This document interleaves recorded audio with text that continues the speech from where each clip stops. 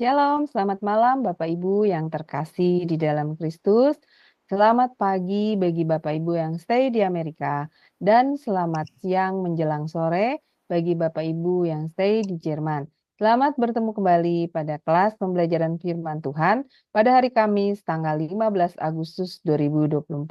Yang malam ini kita akan belajar tentang materi konseling ya, pastoral konseling Bapak Ibu dengan tema hakikat perempuan dalam pastoral konseling. Dan yang menjadi narasumbernya adalah Pak Pendeta Dr. Dedi Kurniawan MTH. Baik Bapak Ibu sekalian, sebelum kita memulai kelas pembelajaran kita, maka kita akan membukanya dengan berdoa terlebih dahulu. Mari kita berdoa Bapak Ibu sekalian. Bapa kami yang di surga, terima kasih dan puji syukur ya Bapa, karena kami kembali hari ini diberi kesempatan dan juga kesehatan untuk bisa kembali belajar bersama-sama di kelas tema Adonai. Ya Bapa, kiranya selalu ada penyertaan dan pimpinanmu di dalam kelas pembelajaran kami ini. Dan berkatilah juga saya Tuhan yang sebagai moderator. Mampukan saya untuk bisa memimpin kelas pembelajaran ini, melakukan tugas dan kewajiban saya dengan sebaik-baiknya. Dan juga berkati internet kami ya Tuhan, serta perangkat yang dipakai untuk pembelajaran kelas ini dan juga untuk melive-kannya di YouTube.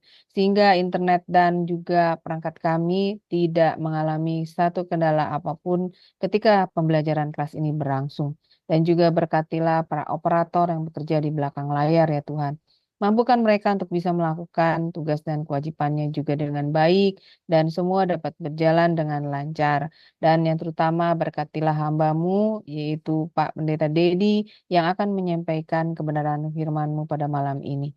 Urapi setiap perkataan Pak Dedi Tuhan dan berikanlah hikmat yang hanya daripada-Mu sehingga Pak Dedi mampu menyampaikan kebenaran firman-Mu sesuai dengan kehendak hati-Mu dan dapat menyampaikannya kepada kami semua sehingga kami bisa memahami dengan baik dan dengan benar. Dan juga berkati kami semua yang berada di dalam ruangan ini ya Tuhan, maupun yang berada di live YouTube ataupun nanti yang mendengarkan di live tunda. Buka hati dan pikiran kami ya Tuhan, terangi dengan roh kudus-Mu dan juga berikan hikmat yang hanya daripada-Mu sehingga kami mampu menangkap setiap pembelajaran yang disampaikan oleh Pak Dedi untuk mendapatkan pemahaman yang benar, yang sesuai dengan kehendak-Mu Tuhan. Dan juga materaikan firman itu di dalam hati dan pikiran kami. Jadikan itu rema Tuhan di dalam diri kami. Sehingga kami selalu mampu mengingatnya. Kami mampu mengajarkan dan memberitakannya. Dan yang paling terutama, kami mampu melakukannya pada diri kami dan kehidupan kami kepada sama. Terima kasih Tuhan, kami serahkan kelas pembelajaran ini dari awal hingga akhir hanya di dalam tangan-Mu dan pimpinan-Mu. Dan kami patahkan segala kuasa kegelapan yang akan menghalangi kelas pembelajaran kami saat ini dalam nama Yesus. Doa ini kami panjatkan dalam satu nama, yaitu Tuhan Yesus Kristus, Juru Selamat kami yang hidup. Haleluya. Amin. Baik Bapak Ibu sekalian, sebelum kita masuk pada kelas pembelajaran kita, maka kita akan melihat terlebih dahulu profil dari narasumber kami, Pak Pendeta Dedi Kurniawan.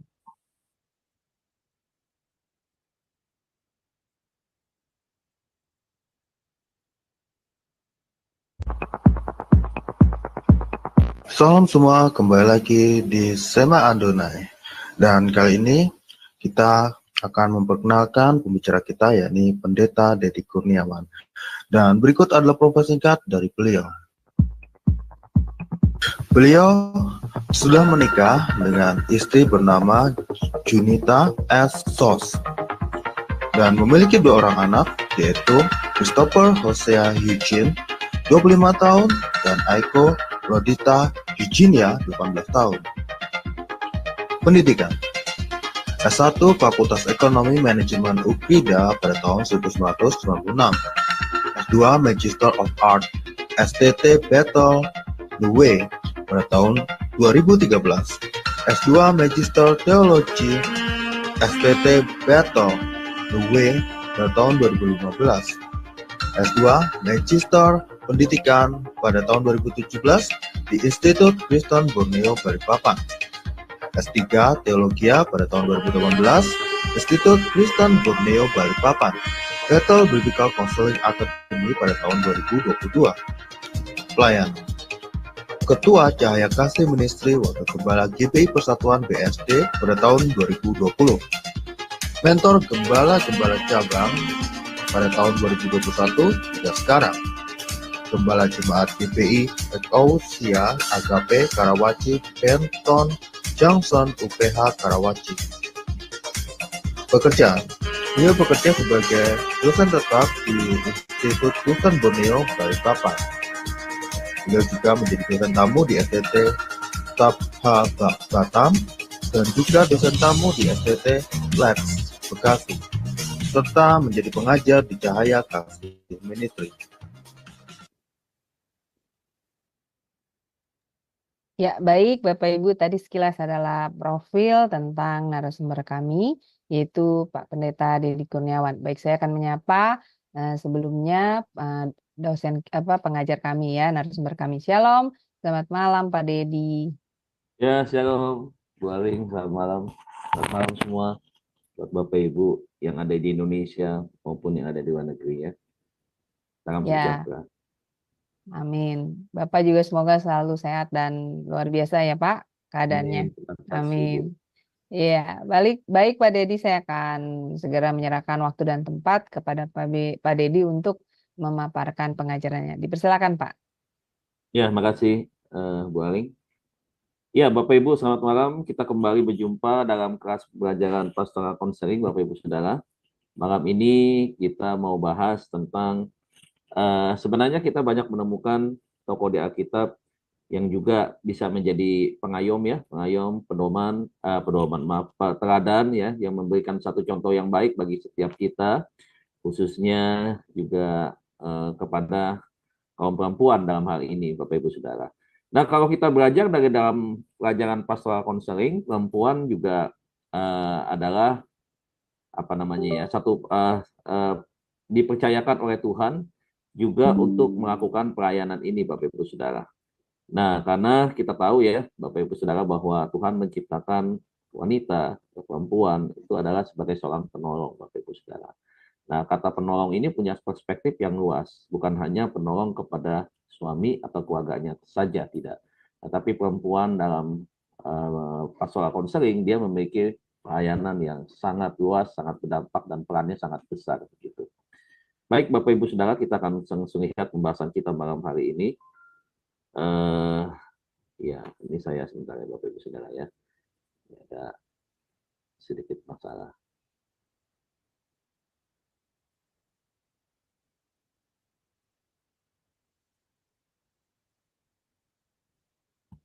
Ya. Baik Bapak Ibu Saudara. Malam hari ini kita akan bahas mengenai bukan masalah sebenarnya, tetapi kita akan belajar bersama-sama tentang hakikat perempuan dalam pastoral konseling, Bapak Ibu Saudara. Ya, kalau kita lihat sekarang makin banyak ya pelayanan bidang pastoral konseling ini yang dikembangkan oleh kaum perempuan, Bapak Ibu Saudara. Ya, sangat banyak sekali. Nah, oleh sebab itu menjadi satu satu pelayanan yang sangat-sangat baik ya, yang membangun satu pelayanan menjadi pelayanan yang kuat di dalam sebuah gereja begitu. Nah, sekarang kita akan lihat Bapak Ibu ya, slide berikutnya. Nah, di dalam Titus pasal 2 ayat yang ketiga sampai dengan ayat yang kelima ya, itu dikatakan bahwa demikian juga perempuan-perempuan yang tua hendaklah mereka hidup sebagai orang yang beribadah ya. Jangan memfitnah, jangan menjadi hamba anggur, tetapi cakap mengajarkan hal-hal yang baik. Dan dengan demikian mendidik perempuan-perempuan muda mengasihi suami dan anak-anaknya.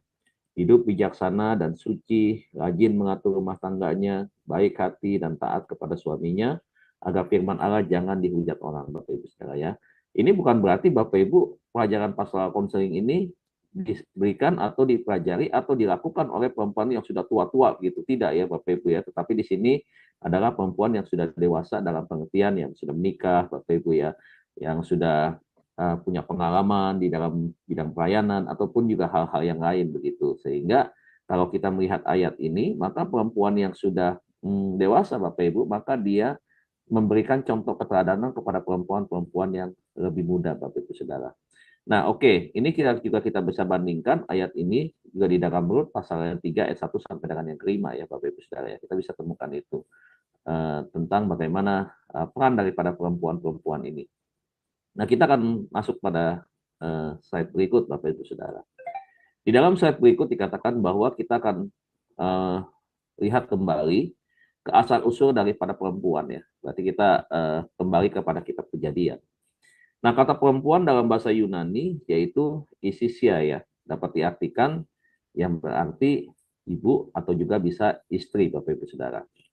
Nah, kata ini pertama kali digunakan pada Kejadian pasal yang kedua, pada ayat yang ke-23. Jadi istilah perempuan dalam perjanjian baru, dalam kata Yunani, adalah digunakan kata gune, yang artinya adalah perempuan, kemudian juga istri, bisa juga ibu, bisa juga janda di sana, bisa juga pengantin, bisa juga tunangan, bisa juga perempuan yang tunangan, Bapak Ibu Saudara. Nah, itu artinya dalam bahasa Yunani lebih banyak, Bapak Ibu Saudara. Tapi sama ya, Bapak Ibu ya. Nah, Tuhan merancang dan mengambil bahan baku untuk menciptakan perempuan dari tulang rusuk laki-laki. Di dalam Kejadian pasal 2 ayat 22. Dan dia dinamai perempuan sebab dia diambil dari laki-laki. Kejadian pasal 2 ayat 23. Senada dengan itu, Charles Riley menuliskan pertama-tama Allah mengambil tulang rusuk Adam, kemudian membentuknya dalam rupa wanita. Nah, kemudian Allah membentuk Hawa setelah mengambil rusuk Adam. Membentuk berarti menata struktur penting yang membutuhkan upaya yang konstruktif. Maka perempuan, dalam hal ini Hawa, diciptakan langsung oleh Allah dari unsur laki-laki. Jadi kita tahu Bapak Ibu Saudara, dalam kejadian ini diciptakan bahwa sumbernya adalah dari laki-laki. Saya pernah sampaikan di dalam bimbingan pranikah bahwa perempuan itu adalah diambil dari satu sumber. Sumbernya itu laki-laki. Jadi dari sekian banyak rusuk laki-laki manusia ya Bapak Ibu Saudara ya, itu diambil hanya satu. Kemudian dibangun menjadi satu pribadi, kemudian dipersatukan. Nah, saya sering pakai istilah ini 1 tambah 1 sama dengan 1 untuk istilah pernikahan Bapak Ibu Saudara ya. Kenapa? Karena wanita ini adalah juga bagian daripada pria. Ya, diambil daripada pria dan kemudian apa? Nah, diambil satu, dijadikan satu pribadi, satu orang. Nah, setelah jadi satu orang, kemudian dikembalikan kepada si laki-laki itu, dipersatukan. Nah, makanya laki-laki dan perempuan di dalam pernikahan dipersatukan, maka dia menjadi satu, bukan lagi dua, kata Alkitab seperti itu.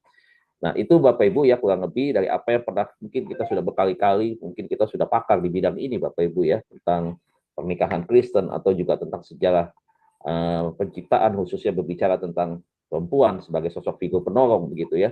Nah, tapi kita bisa melihat bahwa sumbernya adalah dari laki-laki begitu. Nah, kemudian yang berikutnya adalah Bapak Ibu Saudara, yang pertama di dalam bidang pastoral konseling nih, Bapak Ibu kita memahami bahwa perempuan ciptakan Tuhan itu adalah mulia Bapak Ibu Saudara. Jadi saya memang nggak pernah setuju menempatkan perempuan itu sebagai golongan kelas 2. Artinya laki-laki sebagai golongan kelas pertama begitu. Karena kalau saya lihat di beberapa kelompok masyarakat karena faktor budaya, bahkan yang bikin masalah adalah begini Bapak Ibu Saudara. Ketika dari faktor budaya menempatkan laki-laki sebagai kelompok yang punya otoritas tinggi begitu ya, perempuan lebih rendah begitu, sehingga kadang-kadang bisa salah pandang begitu ya, sudut pandangnya bisa salah.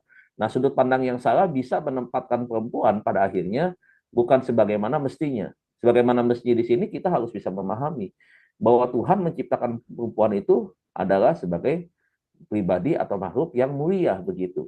Nah, akhirnya kalau kita bisa melihat hari-hari ini kan untuk kalangan-kalangan tertentu ya, kelompok-kelompok masyarakat tertentu kan ya perempuan sekolah tinggi dibatasi, nggak boleh begitu ya. Kemudian tugas perempuan ya hanya mengurus anak, suami di rumah gitu ya, mengurus pekerjaan rumah. Dan kalau kita lihat memang sekarang semakin maju ke depan bahwa memang perempuan tidak lagi seperti itu. Tetapi perempuan juga bisa melakukan itu walaupun dia punya kapasitas yang lebih misalkan ya. Misalkan punya panggilan yang lain, misalkan dia bekerja sebagai profesional begitu ya, dia sebagai dosen, sebagai guru begitu ya.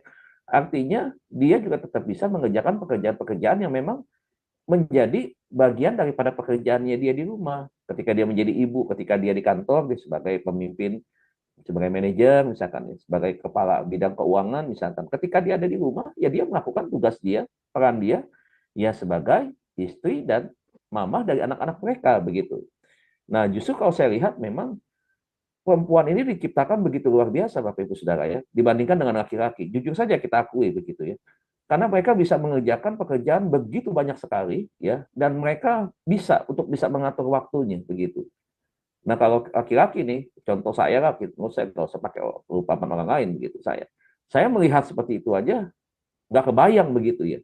Bisa sana belanja, bikin ini itu segala macam, kemudian melakukan tugas sebentar ditinggal itu ya, misalkan sambil menunggu adonan kue misalkan atau mengukus kue atau masak nasi, dia bisa tinggalkan ke yang lain begitu.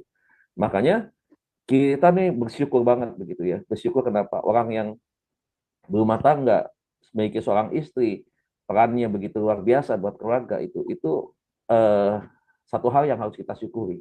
Memang Tuhan itu begitu baik ya. Dia melihat bahwa nggak bisa laki-laki ini sendiri begitu. Harus ada yang mendampingi begitu. Nah itu ya Bapak Ibu Saudara ya. Jadi kita diberikan pemahaman kaum laki-laki khususnya supaya kita juga bisa menempatkan perempuan ya itu sejajar dengan laki-laki. Karena Tuhan tidak ciptakan dan Tuhan tidak katakan dalam hal otoritas iya, tetapi dalam hal ini Tuhan tidak mengatakan bahwa kamu ini lebih tinggi diciptakan gitu. Kamu boleh gitu berlaku misalkan sedikit lebih apa namanya ya begitu ya. Kan Tuhan nggak larang, kan Tuhan nggak seperti itu. Tuhan ciptakan bahwa dia sederajat dengan laki-laki begitu. Nah, jadi kalau ada yang bilang kata apa dulu ada lagu bilang wanita dijajah pria sejak dulu, itu tidak ada di Alkitab saya seperti itu. Alkitab saya sangat menghargai peran daripada perempuan.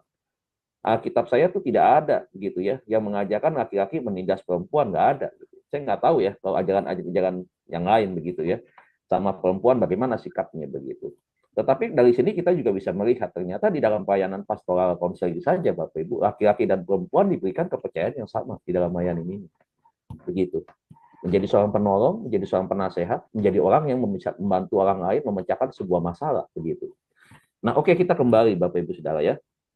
Alkitab mengatakan bahwa Allah menciptakan perempuan dan laki-laki menurut gambar dan rupa Allah. Kejadian 1:27. Maka Allah menciptakan manusia itu menurut gambarnya, menurut gambar Allah ciptakannya dia laki-laki dan perempuan. Diciptakannya mereka. Jadi antara laki-laki dan perempuan diciptakan segambar dengan gambar dan rupa Allah ya. Dan dalam bahasa aslinya ditulis dengan kata selem ya, yang artinya gambar atau ilusi atau kemiripan atau model atau bentuk. Ini kurang lebih terjemahan dalam bahasa Indonesia yang artinya seperti itu. Nah, maksud dari ungkapan menurut gambar dan rupa Allah adalah dalam ayat ini tidak dalam arti bahwa manusia itu sama hakikat dengan sang pencipta. Tidak. Ya. Ungkapan itu lebih berarti bahwa Allah menciptakan manusia sebagai makhluk mulia, kudus dan berakal budi. Sehingga manusia bisa berkomunikasi dengan Allah. Sebab layak menerima mandat dari Allah untuk menjadi pemimpin bagi segala makhluk, Bapak Ibu Saudara. Ya, kita ditempatkan sebagai ciptaan yang tertinggi, Bapak Ibu. Di antara ciptaan yang lainnya ya, di antara makhluk yang lainnya. Nah, itu dipertegas lagi dengan jelas di dalam Kejadian 1:28 sampai dengan 30 tuh Bapak Ibu Saudara. Nah, saya lanjutkan. Manusia diciptakan seturut dengan gambar Allah menjelaskan natur keduanya. Jadi Allah menciptakan manusia sebagai keberadaan yang unik.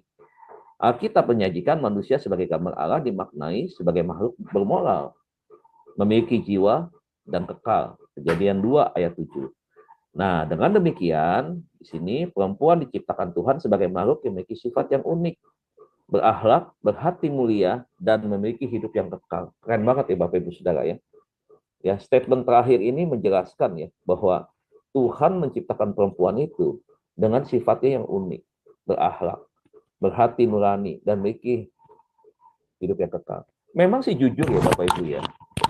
Kadang-kadang secara tidak langsung ataupun juga memang sengaja saya memperhatikan Bapak Ibu Saudara ya. Di dalam pelayanan pastoral konseling, memang para perempuan-perempuan yang terjun di bidang pelayanan pastoral konseling ini Bapak Ibu, mereka menjadi konselor. Memang mereka itu luar biasa pelayanannya begitu ya. Pelayanannya itu betul-betul full heart ya Bapak Ibu Saudara. Kemudian juga betul-betul serius begitu ya, antusias begitu. Jadi memang sangat luar biasa kalau menolong itu betul-betul nggak setengah-setengah. Kadang-kadang kalau yang laki-laki ya, kadang-kadang nih saya lihat, kadang-kadang juga saya menemukan bahwa di dalam diri saya ada keterbatasan dan kadang-kadang saya juga merasa saya udah nggak berani untuk mencoba maju begitu kan. Kalau yang ibu-ibu, yang perempuan, dia masih mau maju begitu ya. Mungkin karena apalagi kalau misalkan dia juga menolong kaumnya yang sama-sama perempuan begitu ya. Kayaknya ada rasa ketidakpuasan dia dan ada rasa penasaran dia yang harus memang bisa dia buktikan bahwa dia bisa mampu untuk menolong total si konseling ini dari masalahnya begitu. Udah doanya kuat, kenceng begitu ya.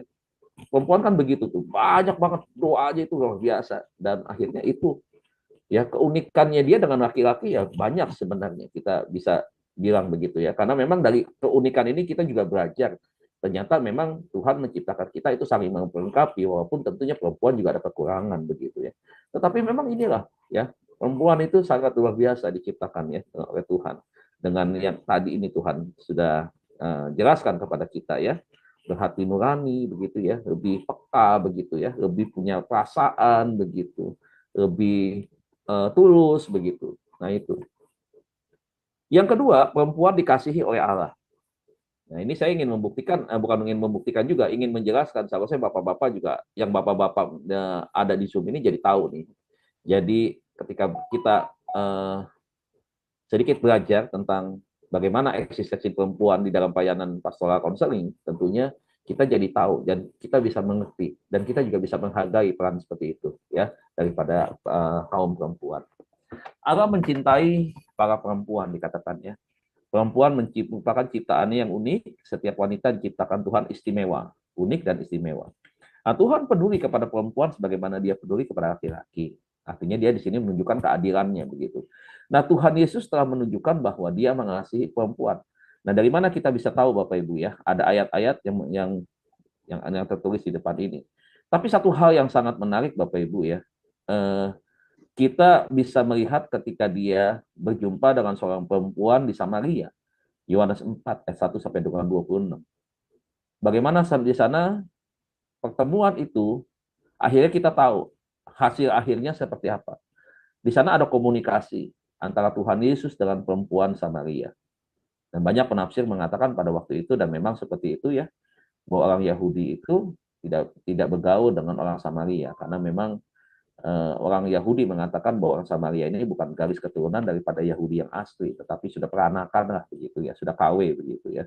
Dan ada beberapa apa namanya berbeda di dalam hal sisi keimanan yang menyembahnya beda ya, kan di situ juga dibahas tuh ya, dibahas dia bercerita Tuhan Yesus menyampaikan kalau orang Yahudi di Yerusalem maka mereka di atas gunung begitu. Nah itu ada satu perbedaan di situ. Ya. Tetapi Tuhan tidak melihat itu begitu. Tetapi itu dijadikan sebagai sebuah apa namanya ya satu pesan penting begitu ya yang disampaikan yang bisa membuka mata hati dan pikiran si perempuan itu gitu. Nah saya suka banget dengan kisah itu. Dari kisah itu kita bisa melihat ada beberapa daripada teknik-teknik konseling ya. Bagaimana ada direct counseling di sana itu banyak sekali. Nanti kita bisa belajar untuk kita lihat teknik-teknik konseling yang Tuhan Yesus lakukan ya. Nah itu. Saya lanjutkan Bapak Ibu ya pada slide yang ada di depan kita. Nah, dikatakan bahwa Yesus menyembuhkan ibu mertua Petrus ya. Kemudian apalagi Yesus menyembuhkan perempuan yang sakit pendarahan. Nah, kemudian Yesus memberitakan kabar baik kepada perempuan Samaria dan akhirnya dia bertobat, akhirnya dia memenangkan orang-orang di kotanya. Dahsyat luar biasa, berjumpa dengan Tuhan Yesus mengubahkan kehidupan si perempuan itu. Dan kemudian Maria dan beberapa perempuan lain mengiring Yesus dalam pelayanannya. Jadi Lukas 24 ayat yang ke-10. Nah, Yesus juga mengatakan bahwa barang siapa menceraikan istrinya dan menikah dengan orang lain, berbuat zina terhadap istrinya. Nah, di dalam Markus pasal 10 ayat 11 dengan 12. Ini dikaitkan nih Bapak Ibu ya, bahwa seorang laki-laki di dalam pernikahan, dia harus menghormati bukan hanya pernikahannya itu, tetapi dia juga harus menghormati perjanjian covenant-nya dengan Tuhan bersama dengan wanita yang dia nikahi begitu. Nah, jadi di sana Tuhan mengatakan bahwa tidak boleh ada perceraian karena salah satunya memang Tuhan mengingatkan kepada pria dalam hal ini supaya pria-pria juga menghargai bahwa kalau Tuhan saja memandang perempuan itu dengan begitu mulia, seharusnya ya laki-laki juga begitu. Terlepas bahwa perempuan juga diciptakan oleh Tuhan dengan tangannya yang maha kudus ya, maha luar biasa, semuanya serba maha begitu. Dia diciptakan dibangun menjadi sosok perempuan begitu. bukan sekedar itu, tapi juga lebih kepada itu tadi, bagaimana seorang laki-laki harus memegang perjanjiannya dengan Tuhan untuk menjaga dan mengasihi perempuan yang ia jadikan istrinya atau sebagai pendamping di sini. Makanya tidak ada prinsip seperti itu, apapun alasannya Bapak Ibu Saudara. Makanya di dalam pasal konseling tidak ada konselor yang mengatakan, wah udah ibu sudah jadi korban KDRT dari suami, kalau begitu bercerai aja. Nggak ada Bapak Ibu ya. Nggak, kalau kita ketemukan konselor yang sungguh-sungguh, akan tetap seperti itu, sama. Responnya sama, tidak akan pernah mengizinkan untuk terjadi perceraian. Bahkan ada beberapa kasus, Bapak Ibu Saudara, bukan per KDRT ini, tetapi adalah penyimpangan perilaku seksual, di mana si prianya ternyata adalah biseksual ya, Bapak Ibu Saudara. Ternyata setelah menikah, punya anak, ternyata baru ketahuan, oh ternyata biseksual. Akhirnya si istri mengalami guncangan psikologis begitu ya. Ada satu tekanan-tekanan psikologis, ada rasa malu di sana, ada rasa jijik di situ, ada rasa juga ingin rasanya kehilangan kepercayaan, merasa dikhianati, begitu banyak perasaan-perasaan ketidaknyamanan yang dialami oleh si perempuan, si istri ini. Sehingga akhirnya apa yang terjadi? Istrinya mengajukan untuk meninggalkan si suaminya ini, untuk membawa anak-anaknya ikut dia, dan kemudian memutuskan hubungan pernikahan dengan memaksud menceraikan si suaminya. Nah, ketika sudah sampai kepada meja konselor, Bapak Ibu Saudara, nah problem masalah ini tentunya bukan masalah yang sederhana memang, tetapi juga bukan satu hal yang seenaknya kita putuskan begitu. Ya udah cerai saja begitu. Nah, kemudian pakai tafsiran ayat-ayat ya dengan pemahaman sendiri ya, sehingga akhirnya membenarkan keputusan dia untuk menceraikan si laki-laki. Nah, ini nggak boleh. Nah, kalau kejadiannya seperti itu, tentunya kita akan memulihkan perayaan si suami itu ya untuk dilayani, si istri juga dilayani, tentu ada tim yang menangani supaya itu tadi ya si suaminya satu kali bisa pulih dengan waktu-waktu tertentu. Kemudian nanti ada konseling yang mempertemukan antara suami dan istri di sana untuk rekonsiliasi, dan akhirnya nanti baru terjadi satu pemulihan antara suami dan istri begitu. Arahnya tetap kita tidak ingin memisahkan mereka begitu ya. Kita ingin tetap mempersatukan mereka di dalam pernikahan dengan apapun problem masalahnya terjadi ya, tidak harus untuk memutuskan hubungan di dalam pernikahan begitu. Jadi tetap ada ada satu pelayanan yang memang harus kita kerjakan untuk kita bisa memperdamaikan dan menjaga. Itu kan pelayanan daripada pastoral konseling seperti itu begitu. Nah, kemudian saya lanjutkan ya. Maka Yesus menolak ajaran yang populer dari para nabi yang memperbolehkan suami menceraikan istri atas dasar apapun. Ya, di dalam Matius pasal 19 ayat 3 sampai 9 Bapak Ibu. Memang Bapak Ibu ada beberapa hal yang mungkin orang salah tangkap ya Bapak Ibu ya, terutama orang-orang yang bukan non-Kristen tetapi yang non-Kristen yang memandang bahwa boleh menceraikan begitu ya.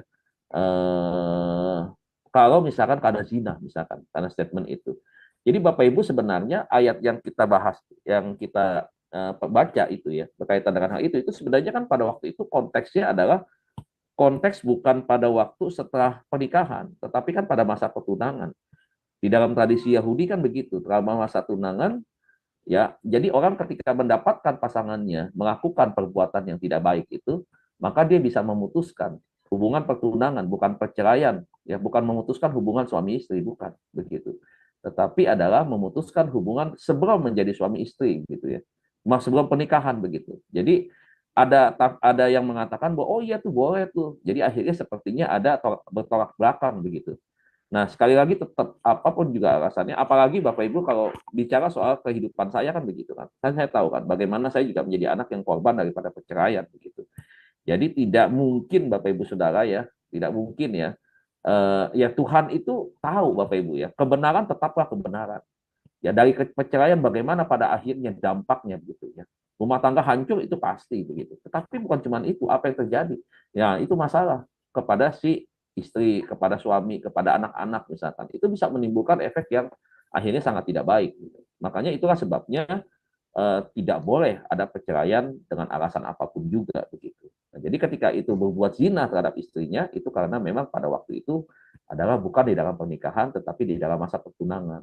Begitu. Dan pada masa-masa pertunangan itu kan tetap tidak serumah, tidak tinggal serumah, begitu ya.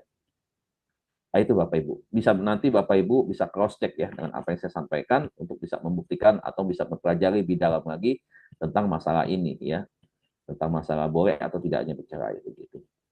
Nah, pernyataan Yesus tersebut menempatkan suami dan istri di bawah kewajiban moral yang sama. Yesus mengangkat status dan martabat perempuan. Ya, bukti kasih Yesus bagi perempuan. Dia rela menderita dan mati di kayu salib untuk menebus dosa dan semua manusia, termasuk di dalamnya adalah dosa para perempuan. Bapak Ibu Saudara. Itu yang kedua ya. Kita lihat ya bagaimana hakikat perempuan dalam pasal konseling ini di poin yang kedua. Bahwa perempuan dikasihi oleh Allah. Yang ketiga, perempuan sederajat dengan laki-laki, Bapak Ibu. Ya. Tuhan menciptakan pria dan perempuan menurut gambarnya. Kejadian pasal 1 ayat 27. Allah menciptakan wanita bukanlah dari debu dan tanah. Beda nih. Ya, laki-laki diciptakan Adam dari debu dan tanah, tapi perempuan beda dari tulang rusuk. Ya. Melainkan dia diambil dari tulang rusuk seorang pria. Kejadian pasal 2 ayat 22. Nah, perempuan diciptakan bukan untuk ditaklukkan ataupun ditinggikan. Itu berarti wanita tidak lebih rendah daripada laki-laki di hadapan Tuhan.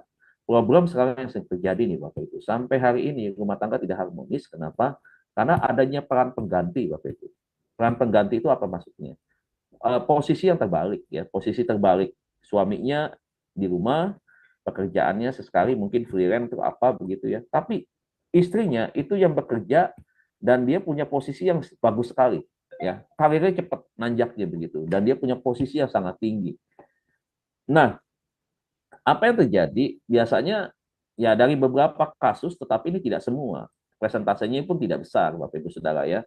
Dari penelitian dari beberapa yang sudah melakukan penelitian ini melihat dari kasus yang ada, ternyata memang untuk beberapa persen dari perempuan-perempuan yang dia sudah punya kedudukan tinggi, dia sudah punya income tinggi, dia sudah punya fasilitas yang bagus dari perusahaan begitu ya. Dia punya kedudukan dengan bukan kedudukan tapi pendidikan yang lebih tinggi dari suaminya. Nah, itu bisa menjadi problem begitu. Jadi ada masalah memang di pihak perempuan ketika dia mendapatkan posisi lebih daripada laki-laki. Ada kasus yang akhirnya itu tadi merasa si prianya yang teraniaya Bapak Ibu Saudara ya.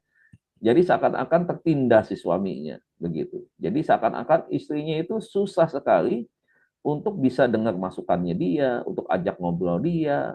Seakan-akan akhirnya tidak dipandang sebelah mata, diremehkan. Jadi beban di pihak di si suaminya. Si suaminya merasa bahwa saya ini suami yang kalau kita lihat ke Alkitab, maka saya diberikan otoritas. Kalau kita bicara soal payung otoritas, itu adalah Kristus, kemudian suami, istri, baru anak-anak. Begitu. Nah, sebab itu akhirnya si suami merasa tidak tidak nyaman begitu. Ketidaknyamanan itu menyebabkan dia akhirnya tidak hormat juga kepada si istrinya. Akhirnya apa yang terjadi? Ya, kadang-kadang nggak sependapat, ribut ini itu segala macam ya. Istri lebih banyak ngatur, memerintah begitu. Nah, itu bisa terjadi tuh Bapak Ibu Saudara. Dan ada yang mengatakan ini biasanya kalau perempuan sudah maju begitu, dia nggak butuh laki-laki, walaupun dia ada laki-laki katanya Bapak Ibu Saudara, tapi butuh perempuan yang di dalam Tuhan tidak seperti ini. Jadi kalau mau perempuan itu mau berubah, ya perempuan itu harus di dalam Tuhan. Kalau perempuan yang nggak di dalam Tuhan, perempuan yang ada di dunia sana yang nggak kenal Tuhan, bisa saja dia seperti itu. Begitu ya. Dia merasa bahwa rasa hormatnya juga sudah hilang. Karena laki-laki suaminya di rumah tidak berperan sebagai seorang laki-laki yang sesungguhnya. Mencari nafkah, menjadi imam dalam rumah tangga. Nggak bisa seperti itu. Begitu. Nah, tetapi kalau dalam bidang pelayanan pastoral, Bapak Ibu, laki-laki dan perempuan sama, pelayanannya sama ya, sama. Jadi tidak ada yang merasa, waduh, saya lebih hebat ya. Perempuan tidak berpikir saya lebih hebat dari laki-laki. Laki-laki juga tidak menganggap bahwa saya ini lebih sempurna daripada perempuan, tidak gitu. Jadi kita sama begitu. Nah, cuman masalahnya memang di dalam rumah tangga bisa jadi seperti itu. Nah, kan tidak sedikit yang seperti ini. Memang kalau kita kembali ya Bapak Ibu Saudara ya, kita kembali dari pemikiran sederhana aja kita lihat ya. Sebenarnya memang Tuhan memerintahkan kan kepada ketika manusia jatuh ke dalam dosa, dengan susah payah laki-laki itu akan mencari, dia akan bekerja keras begitu. Dia akan mencari penghidupannya atau nafkahnya begitu ya.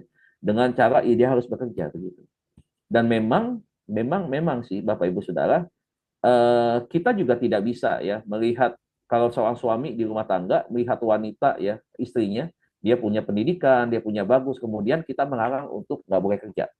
Ini problem rumah tangga, Bapak Ibu, itu unik sekali dan banyak sekali masalah-masalah yang memang seharusnya itu diungkit dan akhirnya menjadi masalah besar, tinggal menunggu meledaknya seperti bom, bukan bom biasa nih, bom yang dengan kekuatan eksplosifnya yang luar biasa besar begitu ya. Contohnya tadi ya, perempuan yang posisinya lebih tinggi dari laki-laki. Tapi ada juga laki-laki, Bapak Ibu, yang karena faktor cemburuan, Bapak Ibu Saudara ya, itu melarang istrinya untuk bekerja. Istrinya dokter S2 spesialis begitu. Ini true story ini, ya. Karena dia dokter ya, pasiennya juga bisa bapak-bapak, bisa anak muda, bisa ibu-ibu ya, kalangan usia ya, gitu datang ya, berobat ke dia gitu.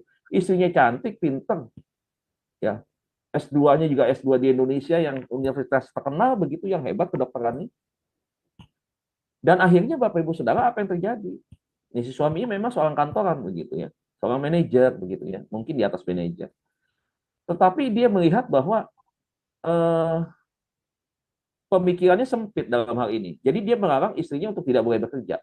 Jadi dia cuma ngurus itu aja di rumah, nyuci baju, ngepel, apa yang seharusnya bisa dilakukan oleh asisten rumah tangga begitu. Tetapi dia tidak mau, tetap istrinya harus di rumah. Jadi istrinya dipantau, gerak-geriknya dipantau begitu. Nah, buat apa kalau kita nih, saya lah nggak usah, mungkin Bapak Ibu Saudara. Contoh saya ada, kalau saya ditanya pendapat saya bagaimana ketika melihat kasus seperti ini. Kalau saya Bapak Ibu sebagai seorang laki-laki, buat saya nggak perlu Bapak Ibu punya sikap seperti itu karena cuma masalah cemburuan, ya karena mindsetnya negatif ya di suaminya itu, kemudian melarang istrinya untuk berkarya, untuk ini kan janji dokter juga pelayanan begitu.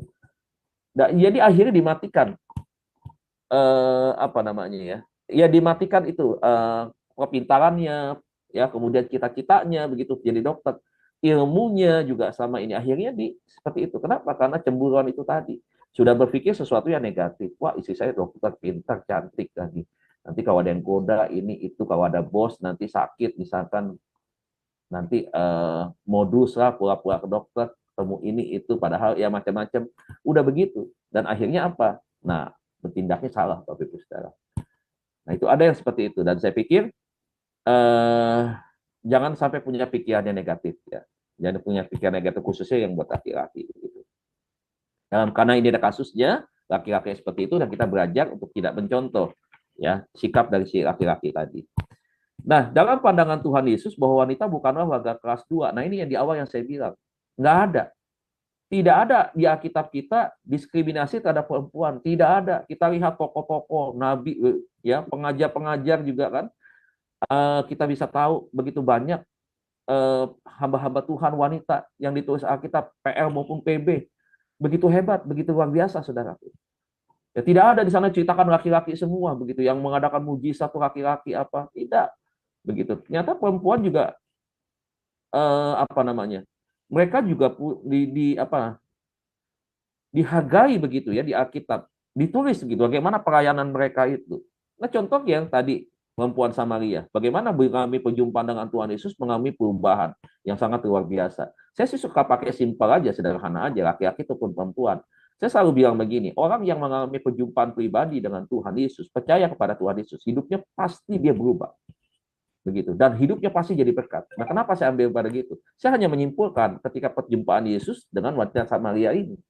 Ya, berjumpa dengan Tuhan Yesus, dia menyadari hidupnya seperti apa, begitu. Tetapi Tuhan tetap bisa menerima apapun yang pernah dia lakukan, begitu. Tetapi akhirnya kan apa? Dia berubah, diterima Tuhan, dan akhirnya dia bisa berdampak buat orang lain. Nah, saya selalu suka bilang kepada teman-teman tentunya, pada jemaat, supaya mereka juga begitu, sadari orang yang berjumpa dengan Tuhan Yesus pasti mengalami perubahan, hidupnya semakin lebih baik. Bukan tidak berubah, kalau tidak berubah bukan bertemu dengan Tuhan Yesus, berarti salah ketemu begitu. Atau memang orang itu lebih nyaman hidup di dalam dosa dibandingkan dengan membuang semua dosa-dosanya begitu. Wanita layak mendapat tempat kesempatan yang setara dengan pria juga dalam hal menerima anugerah keselamatan dari Allah ya. Jadi presiden boleh, nggak apa-apa, siapa bilang nggak boleh. Ada beberapa pendeta, beberapa gereja anti sekali menempatkan pendeta perempuan. Kalau nggak salah Bapak Ibu Saudara, beberapa tahun lalu sinode kami juga begitu. Kalau untuk pendeta perempuan itu hanya sampai PDM, tidak boleh sampai PDT begitu ya.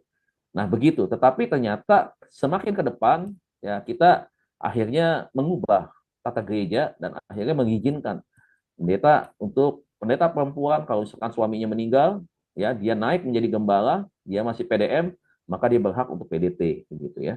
Jadi tidak ada batasan kalau sekarang PDT dengan PDM itu eh, sama, gitu ya. Ini pernah disinggung oleh Pak Yakub Nahuai dulu, almarhum sebelum meninggal, yang menyampaikan itu di salah satu tempat ketika dia berkhotbah, dia menyampaikan seperti itu. Karena ada penafsiran mungkin yang kurang tepat ataupun bukan salah sih, saya nggak pernah mengatakan orang salah ya Bapak Ibu, saya kurang tepat saja yang mengatakan bahwa perempuan lebih baik duduk begitu ya, dan jangan mengajar begitu. Masih ada beberapa gereja yang hari ini tidak pernah mengundang pendeta-pendeta perempuan begitu. Yang diundang laki-laki begitu ya. Nah, saya Bapak Ibu nggak ada istilah begitu. Mau laki-laki perempuan semua punya hak yang sama begitu. Dia bisa jadi ketua sinode kalau saya berpikir ya. Kalau saya misalkan, dia boleh jadi ketua sinode, boleh jadi gembala sidang, boleh jadi pemimpin perusahaan, boleh. Kalau Tuhan nggak pernah diskriminasi kan begitu. Dia ciptakan sederajat begitu. Kenapa manusia yang justru membuat perbedaan, membatasi perbedaan itu begitu kan? Nah, nggak boleh kalau dalam istilah bahasa sehari-hari menjegal ya, nggak boleh saling menjegal begitu. Nah, wanita layak mendapat tempat dan kesempatan setara dengan pria juga dalam hal menerima anugerah keselamatan dari Allah. Walaupun Alkitab menyebut perbedaan peranan antara pria dan wanita, yang jelas tidak ada perbedaan hak untuk menerima kasih anugerah Allah. Sama-sama Bapak Ibu. Laki-laki dan perempuan sama untuk menerima anugerah keselamatan begitu ya. Kita nggak bahas agama lain. Kalau sudut pandang agama lain mungkin bisa aja nggak sama begitu ya. Tapi dalam perspektif iman Kristen bahwa laki-laki dan perempuan di dalam anugerah keselamatan yang diberikan itu tidak ada perbedaan. Nah, kita masuk kepada bagian yang B, Bapak Ibu Saudara. Sekarang kita bahas tentang bagaimana peranan perempuan. Nah, peranan perempuan yang pertama yang kita bahas adalah bahwa peranan perempuan adalah yang pertama bagi suami. Itu yang pertama. Di dalam Kejadian pasal 2 ayat 18 disebutkan bahwa peranan perempuan bagi laki-laki ialah sebagai penolong, begitu. Istilah penolong dalam bahasa Ibrani dari kata ezer diterjemahkan penolong. Jadi kata ezer dalam tatanan bahasa Ibrani memiliki konotasi yang kuat, bukan penolong yang lemah atau yang rendah, Bapak Ibu Saudara. Ini perlu dipahami nih, ya dipahami untuk bapak-bapak juga supaya mengerti begitu ya, bahwa istrimu adalah sebagai pendamping, penolong, bukan yang lemah, tetapi yang kuat, ya, yang bukan yang rendah, tapi sederajat, sama, tinggi sejajar begitu ya. Itu sebabnya kata ezer seringkali dipakai atribut Allah sebagai penolong umatnya begitu. Nah, wanita diciptakan untuk menjadi rekan yang mengasihi dan menolong laki-laki. Begitu. Jadi kalau laki-laki sakit misalkan, kalau ada istrinya bisa temenin ya. Bisa buatkan teh hangat misalkan. Bisa ambilkan obat ketika suaminya mungkin dalam keadaan tidak bisa bangun untuk sementara waktu begitu kan. Ada penolong gitu. Pak, tapi bisa nggak laki-laki juga melakukan peran perempuan ketika istrinya sakit? Oh bisa, kenapa nggak bisa? Bisa tetap ya, bisa saling mensupport gitu. Nah, dikatakan bahwa selaku rekan ia harus bersama-sama menanggung tanggung jawab laki-laki dan bekerja sama dengannya dalam memenuhi maksud Allah bagi kehidupan laki-laki dan perempuan. Ya, tetap benar banyak nih perempuan, dia menolong suami juga menolong anak-anaknya. Jadi makanya bersyukurlah Bapak Ibu Saudara nih, khusus buat bapak-bapak. Ya, Tuhan kalau sudah persatukan kita dengan pasangan kita, itu adalah yang terbaik. Terbaik. Ya, apapun alasannya tidak boleh ada pengkhianatan di dalam rumah tangga. Jangan coba-coba main hati dengan perempuan lain. Jangan coba-coba membanding-bandingkan istri kita dengan istri orang begitu ya. Dengan perempuan ada di luar. Dengan sekretaris kita, kok kita pemimpin. Wah, kamu lebih pintar daripada istri saya begitu. Mau ngapain? Apa untungnya? Apa gunanya ngomong kayak begitu? Terus kadang-kadang udah punya pikiran-pikiran aneh-aneh begitu ya. Hati-hati nih ya buat laki-laki, karena laki-laki ini yang paling banyak itu diserang oleh kuasa-kuasa setan begitu ya, untuk supaya jatuh hancur begitu, bukan hanya rumah tangganya, kadang-kadang juga supaya hancur imannya begitu. Itu peranan yang pertama. Jadi peranan perempuan bagi suami. Yang kedua, peranan perempuan bagi anak. Dari sekian banyak ayat di dalam Alkitab, tentunya Bapak Ibu bukan cuma 2 aja, tetapi saya tulis yang 2 ini Bapak Ibu. Dikatakan bahwa begini. Di dalam Amsal 31 ayat 27a dikatakan ia mengawasi segala perbuatan rumah tangganya, gitu. Yang tidak lepas daripada kehadiran dia di rumah tangga dengan apa yang dia kerjakan, tanggung jawabnya. Gitu. Nah, salah satu peranan perempuan atau ibu bagi anak ialah sebagai pengasuh dan mengawasi perilaku mereka. Anak membutuhkan kehadiran ibunya agar dia mendapat perlindungan dan rasa aman. Kemudian perempuan tidak saja sebagai pengasuh anak, sekaligus sebagai pengajar yang baik tuh. Jadi seorang guru buat anaknya, saudara. Saya satu kali ngobrol, karena kan kami juga guru juga nih, Bapak Ibu ya. Teman guru begini bilang, aduh saya kadang-kadang sedih, dia bilang.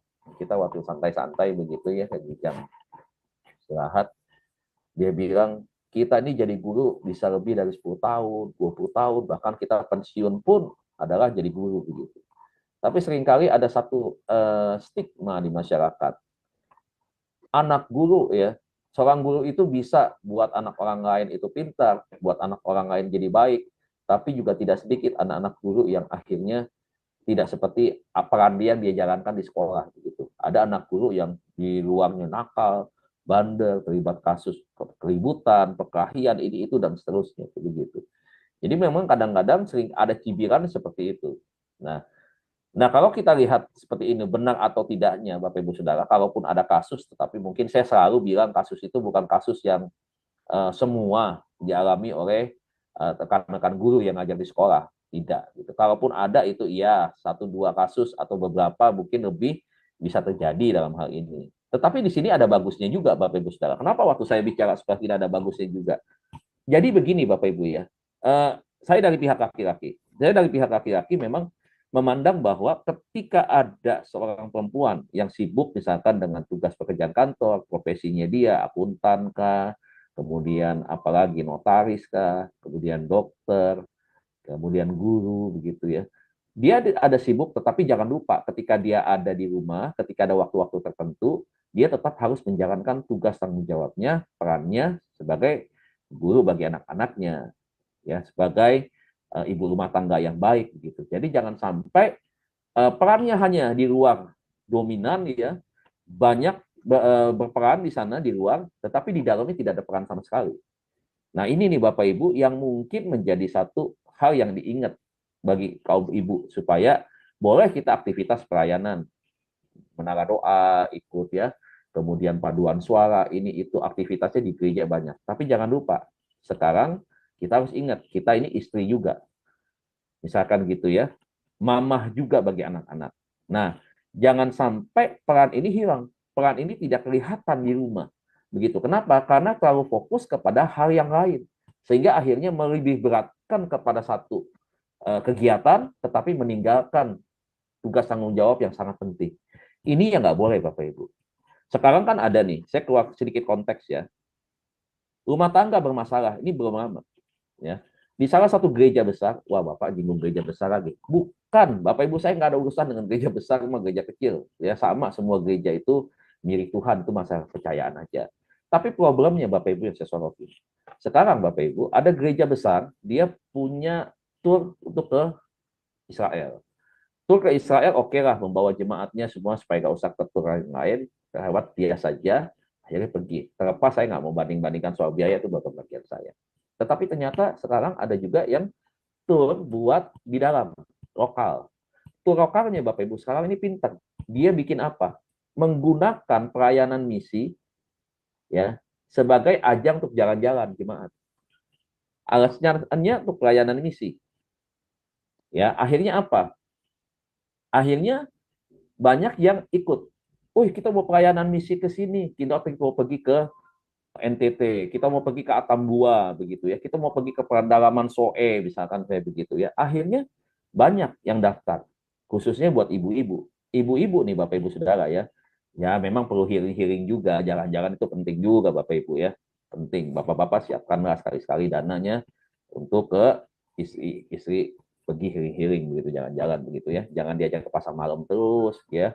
Belinya apa? Ya belinya itu tadi tuh makanan-makanan, jajanan-jajanan pasar begitu ya, nggak apa-apa sih itu, kadang-kadang jangan jalan-jalan ke situ juga, ajaklah ya ke luar kota atau izinkan dia pergi. Tetapi sekarang nih Bapak Ibu, akhirnya apa yang terjadi?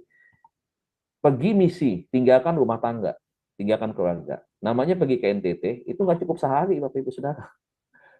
Satu ya, kita hitung kos. Kos sekali terbang, Bapak Ibu, itu kurang lebih berapa sekarang? Anggaplah 2 juta sekali terbang. Pulang pergi, kos untuk terbang saja 4 juta. Oke. Hotel, berapa hotel? Anggaplah saya kalau dulu di sana hotel yang berapa? Kalau saya biasanya pilih yang agak murah juga nggak apa-apa, cuma buat tidur doang begitu. Anggaplah Bapak Ibu sekitar ya 400 sampai 500 satu malam. Kalau 3 malam 1.500.000. Itu 4 juta tambah 1.500.000 sudah 5.500.000. Makannya, ayo yang lainnya. Itu bisa berapa hari Bapak Ibu Saudara? Bisa keluarkan uang yang banyak. Nah, apa yang terjadi Bapak Ibu Saudara? Tinggalkan anak, tinggalkan suami. Begitu. Udah selesai pulang dari NTT, berapa hari pergi lagi, terbang lagi. Pergi ke Nias, pergi ke Mentawai, pergi ke mana aja, pergi pelayanan misi lagi. Begitu. Saudara tahu apa yang akan terjadi? Apakah ini bagus? Yang model-model kayak begini. Mengatasnamakan katanya pelayanan. Oh, kau jangan hitung-hitungan kau buat pelayanan dengan Tuhan. Ayo, panggilan misi ini panggilan yang mulia loh. Sekarang kita balik ya Bapak Ibu Saudara ya. Apakah pelayanan misi itu harus kita pergi ke tempat yang paling jauh? Coba kita renungkan itu dulu pertama. Nah, kalau kita lihat, Bapak Ibu boleh protes kalau tidak sepandangan dengan saya.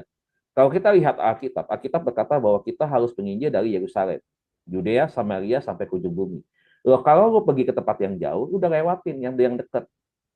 Yerusalem melompatin begitu. Di Yerusalem masih banyak orang yang belum kenal Tuhan. Artinya di setiap keluarga kita masih ada nih keluarga-keluarga kita yang belum kenal Tuhan. Kenapa harus pergi jauh-jauh? Coba. Masalahnya bukan itu. Tidak sedikit ibu-ibu yang akhirnya, kalau buat ibu-ibu yang kaya, yang tajir, it's okay Bapak Ibu.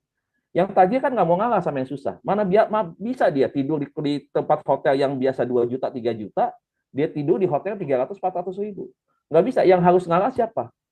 Yang menengah ke bawah. Nah, menengah yang ke bawah, kalau ngikutin gaya orang kaya, Bapak Ibu, uang dari mana? Tidak sedikit hari ini, ibu-ibu terjebak pinjaman online.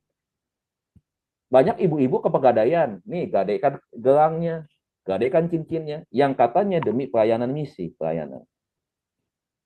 Tinggalkan suami. Kalau suami itu sama pembantu di rumah, Bapak Ibu, apa yang terjadi? Dipikirkan nggak resikonya seperti itu? Ayolah.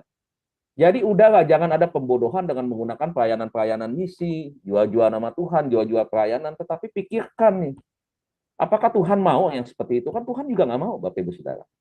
Kita mau pergi jauh-jauh, padahal di tetangga kita cek Ayung ya dalam keadaan sakit, nggak ada yang ngedoain. Apa kita langsung pergi ke NTT? Yang di depan kita ini belum kita doain. Kita punya engku, punya om, punya tante, punya siapa saja gitu. Kita nggak pernah ngajak mereka untuk mengenal Tuhan, tuh nggak pernah bicara tentang Tuhan, nggak pernah menginjil. Kalau buat saya nih Bapak Ibu ya, misi itu kan perjalanan. Konteksnya adalah penginjilan, penjangkauan jiwa, PI begitu. Nah, orang banyak akhirnya jalan-jalan ke sana, pergi apa ya, gunung-gunung yang bagus, selfie, cetak-cetak, cekakak-cekikik di mobil apa semua. Begitu selesai pulang begitu aja. Apa yang udah dijangkau, yang didoakan di sana, apakah kita bisa awasi pertumbuhan rohaninya? Kan enggak. Tetapi bagaimana dengan keluarga kita sudah tinggalkan dalam 1 minggu nih. Bahkan ada yang lebih parah lagi, udah 2 hari di rumah, siap-siap lagi, kopak apa semua terbang lagi. Begitu, katanya pelayanan. Aduh, jangan sampai kayak begini Bapak Ibu Saudara. Ya. Jangan, ibu-ibu kan sebagai Amsal 31:27 akan mengatakan, sibuk boleh di luar, tetapi suami dan istri anak-anak harus tetap diperhatikan. Suami dan anak-anak harus diperhatikan, harus tetap perannya ada begitu. Jadi jangan sampai kita ini tadi lupa diri begitu, lupa diri akhirnya repot. Nah sekarang coba lihat Bapak Ibu Saudara, apalagi di gereja mau bikin kostum dalam 1 bulan 4 kali penampilan kor. Wah, minggu pertama kostumnya warna ungu. Karena ada penjamuan kudus tuh. Oh, warna ungu, simbol daripada buah Tuhan Yesus misalkan. Ganti apa? Warna kuning, minggu kedua. Minggu ketiga hijau, minggu keempat, waduh, warna coklat misalkan. Bikin kostum terus begitu. Nah, suami ini repotnya nih. Ini jadi masalah. Ini karena kita bicara soal pastoral nih, Bapak Ibu, pastoral konseling. Kalau suaminya, jangankan suami tidak seiman. Suaminya seiman aja bingung. Lu kadang-kadang ke gereja udah duit lagi. Coba Bapak Ibu Saudara. Apa yang akhirnya terjadi? Apakah kita nih kalau suami nggak seimbang, suami ini masih bukan Kristen, apakah dia akan mau terima Tuhan Yesus? Gara-gara gaya ya kegiatan istrinya seperti itu. Banyak hambur-hamburkan uang ke gereja, banyak ninggalkan rumah tangga, ninggalkan anak-anak. Mau mereka bertobat? Kan nggak mau bertobat. Apakah pikir akhirnya aman? Rumah tangga, suami aman, anak aman? Enggak juga, itu jadi malapetaka, Bu. Makanya kita mesti hati-hati dalam hal ini. Jangan tinggalkan tugas kita juga sebagai seorang istri yang baik, juga mamah yang baik buat anak-anak. Begitu. Nah, jangan mau Bapak Ibu ya, orang memaksakan itu, mengikuti orang-orang. Kalau kita memang kapasitas ekonomi kita, kemampuan kita hanya sampai di level itu, nggak apa-apa. Kalau ibu-ibu merasa berat di gereja itu, ya udah, Bapak Ibu bisa ada keputusan dua. Memang tidak ikut di organisasi itu, tetap ibadah di gereja itu. Yang kedua adalah lebih baik pindah gereja, cari gereja yang betul-betul tidak hedon seperti itu ya, karena sangat berbahaya ya, sangat berbahaya, karena nanti akan terlibat itu tadi, kartu kredit habis, jebol, utang pinjam sana sini, terlibat pinjol, ya gak jual emas, jual cincin. Seperti itu. Bukan kita nggak mau berkorban buat pelayanan, Bapak Ibu. Tolong dimaknai, Bapak Ibu. Kita berpikir harus dewasa dan sehat. Begitu. Lihat ada resiko-resiko yang mana nih yang bisa berbahaya begitu. Kita harus tahu juga menempatkan posisi itu. Nah, Amsal 6 ayat 20, hai anakku, peliharalah perintah ayahmu dan jangan menyiarkan ajaran ibumu. Seorang perempuan memainkan peran utama dalam mengajar anak-anaknya tentang keterampilan, ilmu pengetahuan, etika moral, tata cara kehidupan, budaya, terlebih-lebih hal-hal rohani. Dari apa yang saya sebutkan dengan cepat di bawah ini, Bapak Ibu, kita sudah masih tetap lakukan nggak hal ini kepada anak kita? Ayo, peran perempuan bagi anak. Ngomong nggak kita? Nah, jangan hati-hati sekarang. Nah, gaya hidup anak muda sekarang lebih banyak di kafe dibandingkan dengan gereja. Karena di setiap rata-rata kafe, anak-anak muda nongkrong dari jam 8 sampai jam 12 malam. Bahkan kalau malam minggu sampai jam 2 pagi, ada anak-anak laki-laki, ada anak perempuan jadi satu di sana. Yang laki-laki sampai main game online di sana. Ya, kalau sudah duduk di kafe, apa yang terjadi? Bisa game online, judi online, apalagi di sana prostitusi online ada di sana. Dan apakah orang tua hari ini mengingatkan nggak anak kita? Apa justru orang tua takut sama anak hari ini? Begitu, membiarkan moralitas anak kita hancur karena pergaulan yang salah. Sementara di 1 Korintus 15 ayat 3, 3 dan 4 dia berkata, supaya jangan sesat, pergaulan buruk merusakan kebiasaan yang baik. Anak kita kebiasaannya baik. Tetapi ketika kita membiarkan itu, anak itu menjadi liar, apa yang terjadi akhirnya? Hanya penyesalan di akhir. Apakah kita mau seperti itu? Kan tentu kita nggak mau seperti itu, Bapak Ibu Saudara. Nah, apakah peran itu masih ada gak nih? Begitu. Atau sekarang keluarga sudah berjalan masing-masing. Suami dengan hobinya, istri dengan hobinya, anak dengan hobinya. Rumah, tempat tinggal kita, yang dimana hadirat Tuhan itu ada, seharusnya kita bisa undang Tuhan untuk hadir bersama dengan kita di dalam rumah itu. Akhirnya menjadi rumah kos. Menjadi rumah singgah. Seperti Oyo, seperti apa lagi tuh, Red Door, dan seterusnya. Seperti itu. Apakah kita mau seperti itu? Kan nggak mau. Begitu. Apakah kita juga memberikan ilmu pengetahuan kita kepada anak kita hari-hari ini? Ada waktu yang kita berikan buat anak-anak, buat kita ajar. Tapi yang terpenting adalah bagaimana kita menanamkan nilai-nilai kerohanian buat anak-anak kita. Masih ada nggak itu?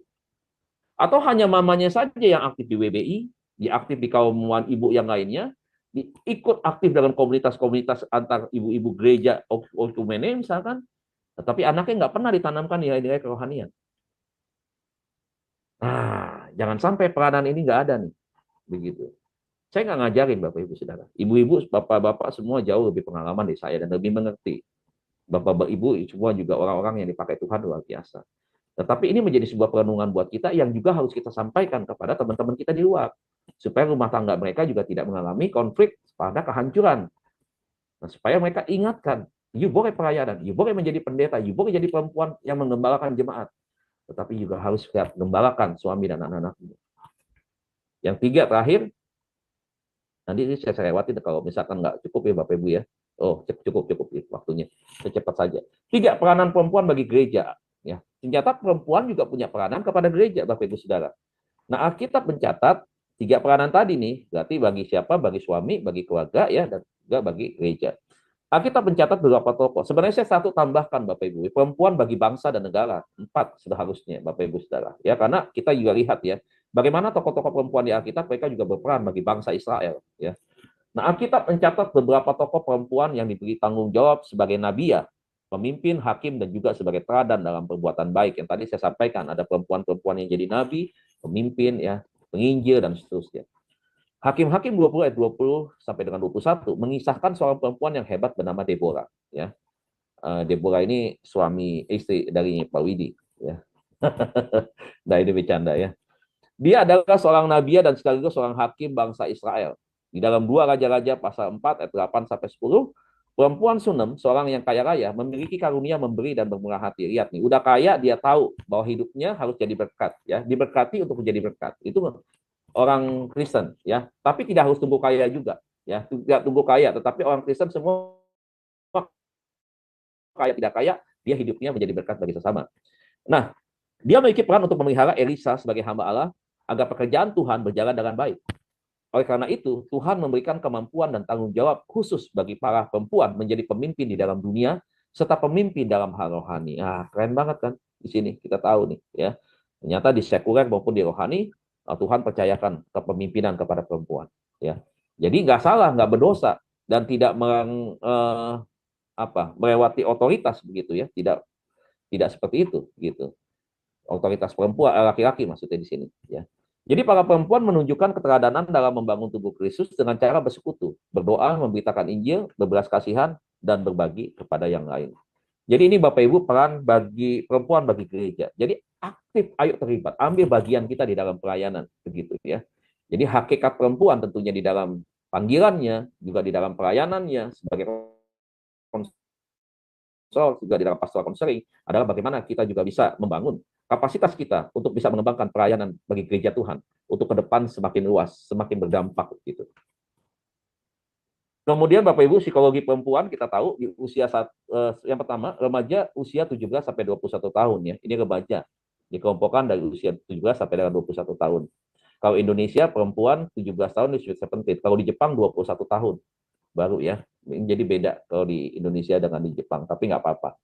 Ya, mereka masih disebut dengan remaja, 17 sampai dengan 21.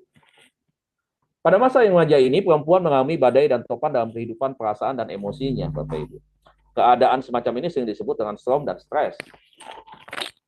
Remaja perempuan seringkali kelihatan ya kegembiraan meredah, bertukar rasa sedih, rasa percaya diri berganti dengan rasa ragu-ragu berlebihan, termasuk ketidaktentuan dalam menentukan cita-cita. Ya, gampang berubah-berubah maksudnya Bapak Ibu ya, nggak stabil begitu ya. Fase ini sudah mulai menemukan nilai-nilai hidup baru, sehingga semakin jelas pemahaman tentang keadaan diri sendiri. Ia mulai bersikap kritis terhadap objek-objek di luar dirinya, dan ia mengambil sintesis antara dunia luar dan dunia internal. Secara objektif dan aktif, ia melibatkan diri dengan kegiatan dunia luar, sambil mencoba mendidik dirinya sendiri. Pada fase perkembangan ini dibangun dasar-dasar yang definitif atau esensial bagi pembentukan pribadiannya. Jadi pada fase ini perempuan cenderung banyak menuntut, sensitif, mudah menggugah harga diri yang berlebihan. Jadi masa ini seringkali disebut sebagai masa krisis bagi remaja perempuan oleh karena belum memiliki kematangan dalam berpikir yang akan mempengaruhi seluruh aspek kehidupannya seperti perasaan cinta, emosi, keputusasaan, sikap, dan perilaku. Ya, jadi ini kita ditemukan perubahan-perubahan ini pada masa remaja, khususnya untuk remaja perempuan pada usia 17 sampai 21 tahun. Nah, dewasa awal itu 22 sampai 40 ya. Dewasa awal adalah masa peralihan dari masa remaja. Jadi masa remaja ditandai dengan pencarian identitas diri, sedangkan pada masa dewasa awal identitas diri ditemukan dengan sendirinya. Perempuan dewasa ini awal adalah masa peralihan dari ketergantungan ke masa mandiri, baik dari segi ekonomi, kebebasan menentukan diri sendiri, dan pandangan tentang masa depan yang sudah lebih realistis. Segi emosional pada masa dewasa awal adalah masa di mana motivasi untuk meraih sesuatu sangat besar yang didukung oleh kekuatan fisik yang prima. Sebut perempuan dewasa awal karena sudah bisa bertanggung jawab terhadap diri sendiri, bertanggung jawab atas nasib sendiri, dan atas pembentukan diri sendiri. Bertanggung jawab itu bisa diartikan telah memahami arti daripada norma-norma susila dan nilai-nilai etis tertentu, dan berusaha hidup atas nilai-nilai dipahami dan berusaha mencapai nilai-nilai yang sudah dikenalnya itu. Jadi ini pada usia dewasa awal 22 sampai 40 tahun pada usia ini perempuan sudah mulai menemukan kematangannya Bapak Ibu ya. Dan Tuhan Yesus berkati. Saya kira itu aja Bapak Ibu Saudara ya. Tuhan Yesus berkati. Saya kembalikan kepada moderator. Ya, baik Pak Dedi. Luar biasa ya Pak pemaparannya. Malam ini kita akan membahasnya pada sesi tanya jawab dan diskusi ya Bapak Ibu. Tapi terlebih dahulu saya akan membacakan acara-acara Sema Adonai ke depannya ya. Sebentar Bapak Ibu. Ya, baik. Ya, sudah tampak di layar ya Bapak Ibu. Baik, saya akan membacakan acara untuk besok Jumat ya, 16 Agustus 2024 di jam 19.00 waktu Indonesia Barat. Di Semadonai akan kembali ada kelas pembelajaran firman ya Bapak Ibu. Dan kita akan belajar tentang dosa terhadap Roh Kudus.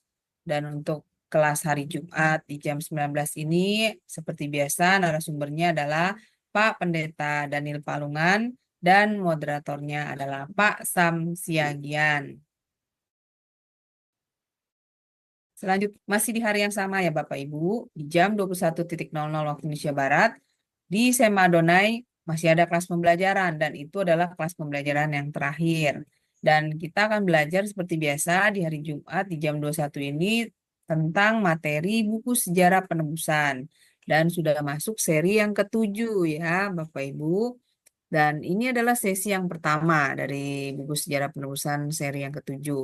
Dan dengan temanya adalah hubungan perjanjian Sinai dan Yesus Kristus. Ini diambil dari Nats Galatia 1 ayat 19. Dan yang menjadi narasumbernya seperti biasa di hari Jumat di jam 21 ini adalah Pak Pendeta Dr. Yudi Lengkong MTH dan moderatornya adalah Ibu Heni. Selanjutnya, di hari Sabtu, 17 Agustus 2024, di jam 19.00 waktu Indonesia Barat, kembali ada pembelajaran ya Bapak Ibu di kelas Semadonai. Dan kita akan belajar tentang tema menggali kebenaran Alkitab dengan benar. Dan ini sudah masuk sesi yang kedua ya Bapak Ibu.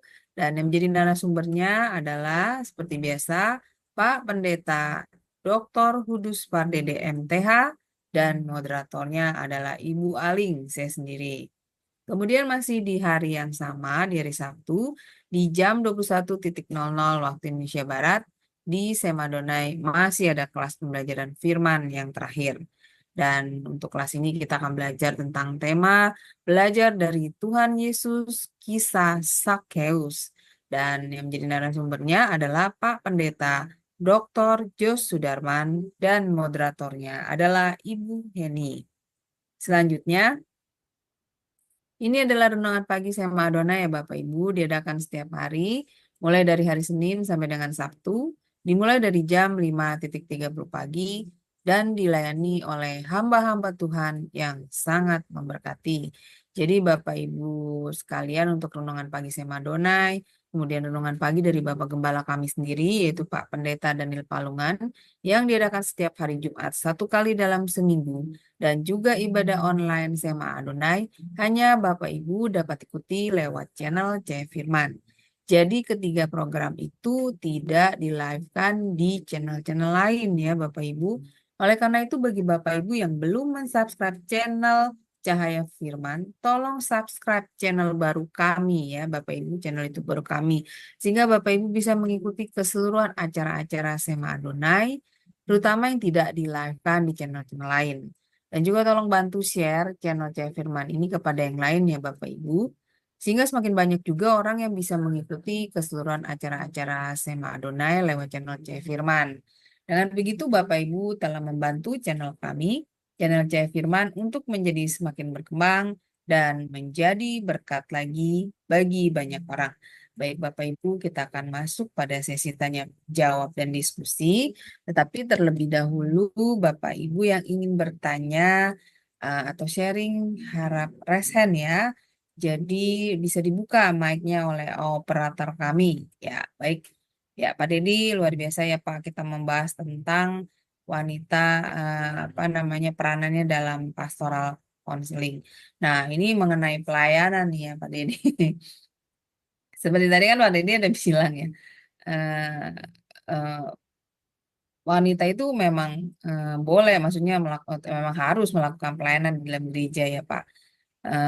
Tetapi harus melihat dari sisi banyak aspek ya Pak. Berarti tidak boleh seperti membabi buta ya, seperti itu ya Pak, melakukan pelayanan ya.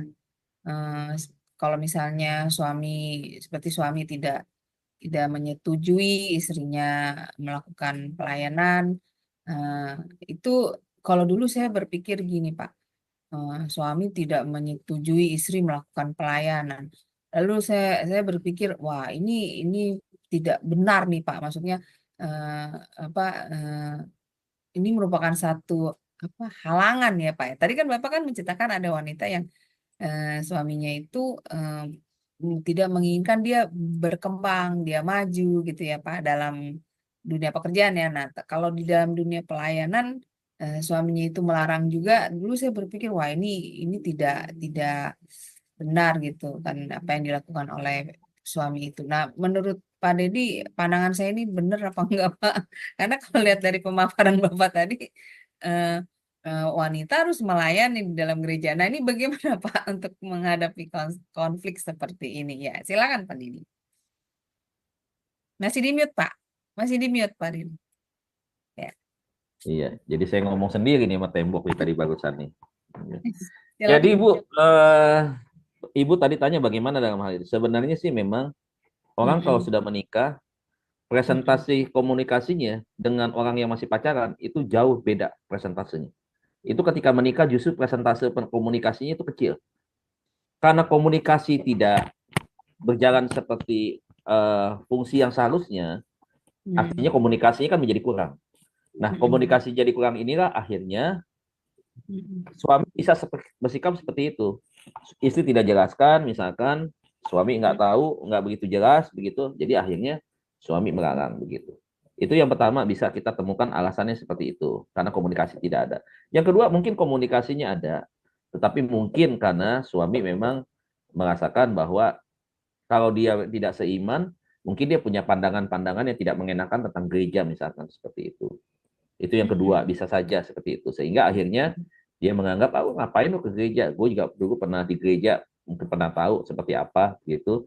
Dan mungkin yang ketiga juga karena masalah-masalah yang tadi itu. Kalau misalkan terlalu banyak aktivitas di luar, yang dikhawatirkan adalah di dalam untuk kebutuhan rumah tangganya ini, untuk kebutuhan bukan berarti berbicara soal kebutuhan makan, uang bukan, tetapi kebutuhan akan perhatian, kasih sayang, ke dari istri kepada suami dan anak-anak ini akan menjadi hilang begitu, dan dia tidak mau itu terhilang begitu, jadi dia yang tetap pertahankan seperti ini gitu.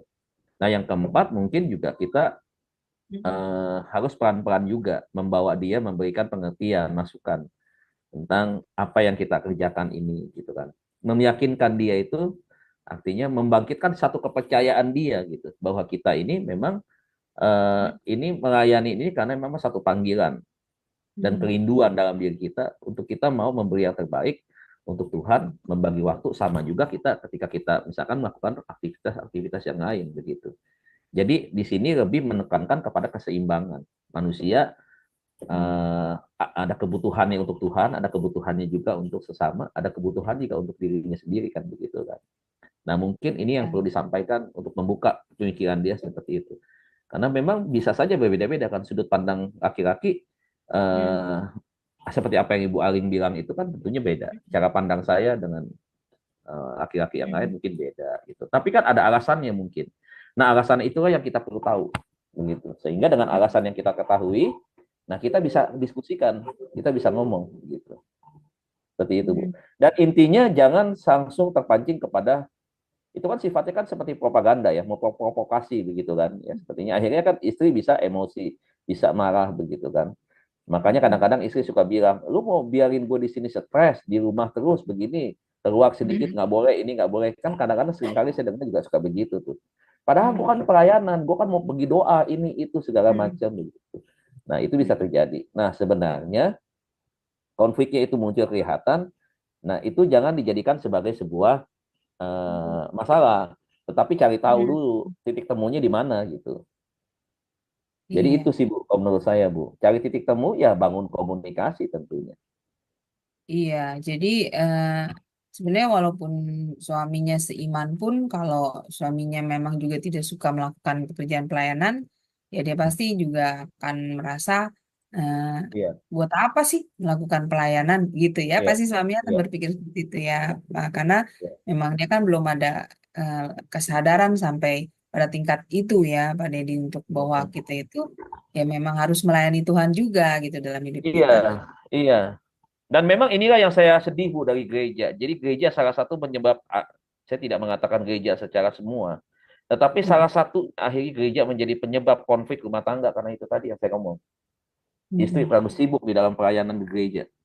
Karena gereja programnya terlalu banyak, memaksakan istri-istri orang begitu ya, suruh bikin kostum ini itu segala macam, pergi keluar kota, pergi ke bukit doa, pergi ke ini itu. Jadi banyak kegiatan, duit akhirnya habis buat rumah tangga. Bahkan tidak sedikit anak, dan itu kadang-kadang istri nggak berani ngomong sama suami kan. Akhirnya membohongin suami. Nah, laki-laki kalau udah dibohongin seperti itu, dia setengah mati cari uang, ya. Dia mau bos kayak bagaimanapun, dia punya duit juga. Tapi kalau dia merasa udah dibohongin seperti itu, kan dia nggak bisa terima dong. Begitu. Kenapa nggak mau terus terang? Kan kita demennya yang terus terang. Walaupun laki-laki susah terus terang kepada istri. Kalau kita mau balik, bisa aja begitu. Tetapi kan rata-rata egonya laki-laki begitu. Ketika dia udah merasa dibohongin oleh istrinya, ya dia akan bersikap ya yang kurang baik begitu kan, begitu. Nah akhirnya seperti itu Bu. Nah itu yang saya nggak suka akhirnya. Makanya jadi pemimpin nggak gampang untuk jadi pemimpin gereja itu. Iya jemaatnya. Ya terlibat utang pinjam segala macam, ditagih, korektor datang, begitu. Kenapa? Karena terlalu banyak hura-hura di dalam gereja. Itu bisa bayangkan gitu. Coba kalau udah kayak begitu. Iya, oke. Iya. Berarti ini ya Pak Deddy. Berarti ya Ya memang ibu-ibu harus. jangan ikut yang begini ya. Saya jangan. Lebih baik cintai suami kita, hargai. Kalau suami kita income sekian, ya kita punya uang lebih sekian begini, ayo dengan hikmat kita ituin. Kita nggak usah ngikut-ngikutan orang yang sudah kaya-kaya begitu, mau pergi kemana-mana aja bisa. Masa kita harus memaksakan keinginan kita dengan orang Ya, kaya? Itu jadi betul. masalah baru dalam gereja. Nggak usah pergi. Nggak usah. Alasan mau pelayanan misi kayak nanti Tuhan suruh ini amanat agung apa? Amanat agung nggak harus ke NTT, Bu. Pergi dekat ke tetangga kita aja, kita bercerita tentang Tuhan. Mereka sakit, kita ketok pintunya, kita doakan, kamsia-kamsia mereka. Apalagi kita sudah tanam benih tuh. Benihnya apa? Itu nama Yesus kita tanam. Saya doa ya dengan iman saya, boleh nggak? Pasti boleh. Kita doakan di dalam nama Tuhan Yesus. Itu benihnya udah mulai masuk tuh di dalam diri dia tuh. Tinggal tunggu waktu aja. Begitu. Ngapain kita pergi ke NTT jauh-jauh begitu? Hmm. Jadi Pak, Nyusahin-nyusahin berarti gini ya bakalan Pak, lagi. bagi para wanita itu harus punya hikmat ya Pak, juga dalam melakukan Yes, pelayanan ya. betul. Ya, Jadi apakah yang memang Tuhan itu kan memang tadi kan ada Bapak memaparkan bahwa perempuan itu juga harus melayani gereja, tapi dalam melakukan ya, pelayanan kita juga harus memakai hikmat berarti ya, ya, Pak ya, Budi. ya. Jadi misalnya kita, maksudnya bisa mengukur juga kemampuan kita ya Pak. Misalnya dalam gereja yang kita kita ikuti, tapi dia pelayanannya super wah gitu misalnya kemana kemana, lalu kita nggak punya kemampuan ekonomi seperti itu ya jangan memaksakan diri, bener ya Pak, seperti itu maksudnya kan ya. Ya, Jadi betul. Dan masakan diri. jadi saya juga dulu berpikir waduh, bagaimana kalau saya nggak pelayanan sama sekali gitu di gereja. Padahal memang saya nggak bisa mengikuti pelayanan cara mereka yang ya itu seperti tadi pada dibilang kalau kur itu Jangan. ganti baju Iya. terus ya kan. Kostumnya Antar beda-beda. Ntar mau Natal iya, beda lagi nih. Ntar mau Natal nih. eh, Coba ada mm, bikin seragam beda dah. Dia saingan sama anak muda. Anak muda bikin apa-apa. Entah ibu-ibunya mau bikin apa. Nggak harus mewah-mewah. Saya dari dulu bilang Natal itu kesederhanaan. Bukan mm, mewah-mewah. mm, Bukan. Kenapa? Kalau mau udah mewah memaksakan, Bu. Ntar abis Natal, pembubaran panitia Natal, pergi healing ke Jawa, misalkan. Pergi iya, ke, kalau yang dari sini family pergi ke sana, gathering apa gitu ya. pembubaran panitia, duit lagi. Ya, Berapa iya. duit harus keluar. Jadi pergi ke gereja, malah tambah banyak keluar duit. Jadi problem nggak? Jadi problem. Nah, ini kan yang sering terjadi karena ibu-ibu, gitu. Nah, kadang-kadang ibu-ibu, beli ini yuk, beli tas sama semua. Celana Ya, sama semua, seragam. sepatu sama semua. Coba. Biar Kalau seragam. itu suaminya belum di dalam Tuhan, dia bilang gereja jadi masalah nih. Nggak akan dikasih tuh perempuan ke gereja lagi itu. Istrinya nggak akan dikasih Iya, perempuan ke gereja lagi. Lu ke gereja malah ngabisin duit, anak uang sekolah belum iya, kebayar. Iya, ntar utang iya. sono sini, suami yang ditagih. Ternyata diam-diam sekarang ya itu suami nggak pernah dikasih tahu ada utang di luar, semua sekeliling, sama bapak A utang 2 juta, sama bapak B utang 4 juta begitu. Apakah itu pelayanan? Apakah itu ke gereja? Nah, saya suka di jemaat saya suka bilang, kamu nggak punya uang buat persembahan, datang ke gereja. Hmm. Nggak punya juga untuk naik ongkos, pergi naik ongkos. Saya bayarin, gereja bayarin. Bukan gereja gede nih, bukan gereja gede. Hmm. Yang penting dia ke gereja, jangan cuma ituan. Ini sudah datang ke gereja, suruh boros-borosin, ngabisin duit, habis semua duit di gereja. Begitu. Apakah itu bermanfaat? Itu nggak bermanfaat. Lebih baik kasih makan orang miskin, ketahuan. Iya, itulah Pak. Makanya kadang-kadang kesalahan-kesalahan yang diperbuat dari gereja itu sendiri ya Pak ya. Terlalu banyak Ya, aktivitas yang menuntut jemaatnya yang terlibat dalam pelayanan itu mengeluarkan uang yang apa berlebih-lebih gitu. Padahal kehidupan ekonomi ya, dari masing jemaatnya itu kan tidak sama ya Pak. Ada tidak yang sama. berlebih, ada Ya, yang kaya, ada yang betul. tidak. Ya, itulah Pak. Ya balik lagi sih kalau menurut saya sih sikap yang baik itu dari kita sendiri adalah berhikmat, Pak, gitu dalam melakukan Iya, pelayanan. benar.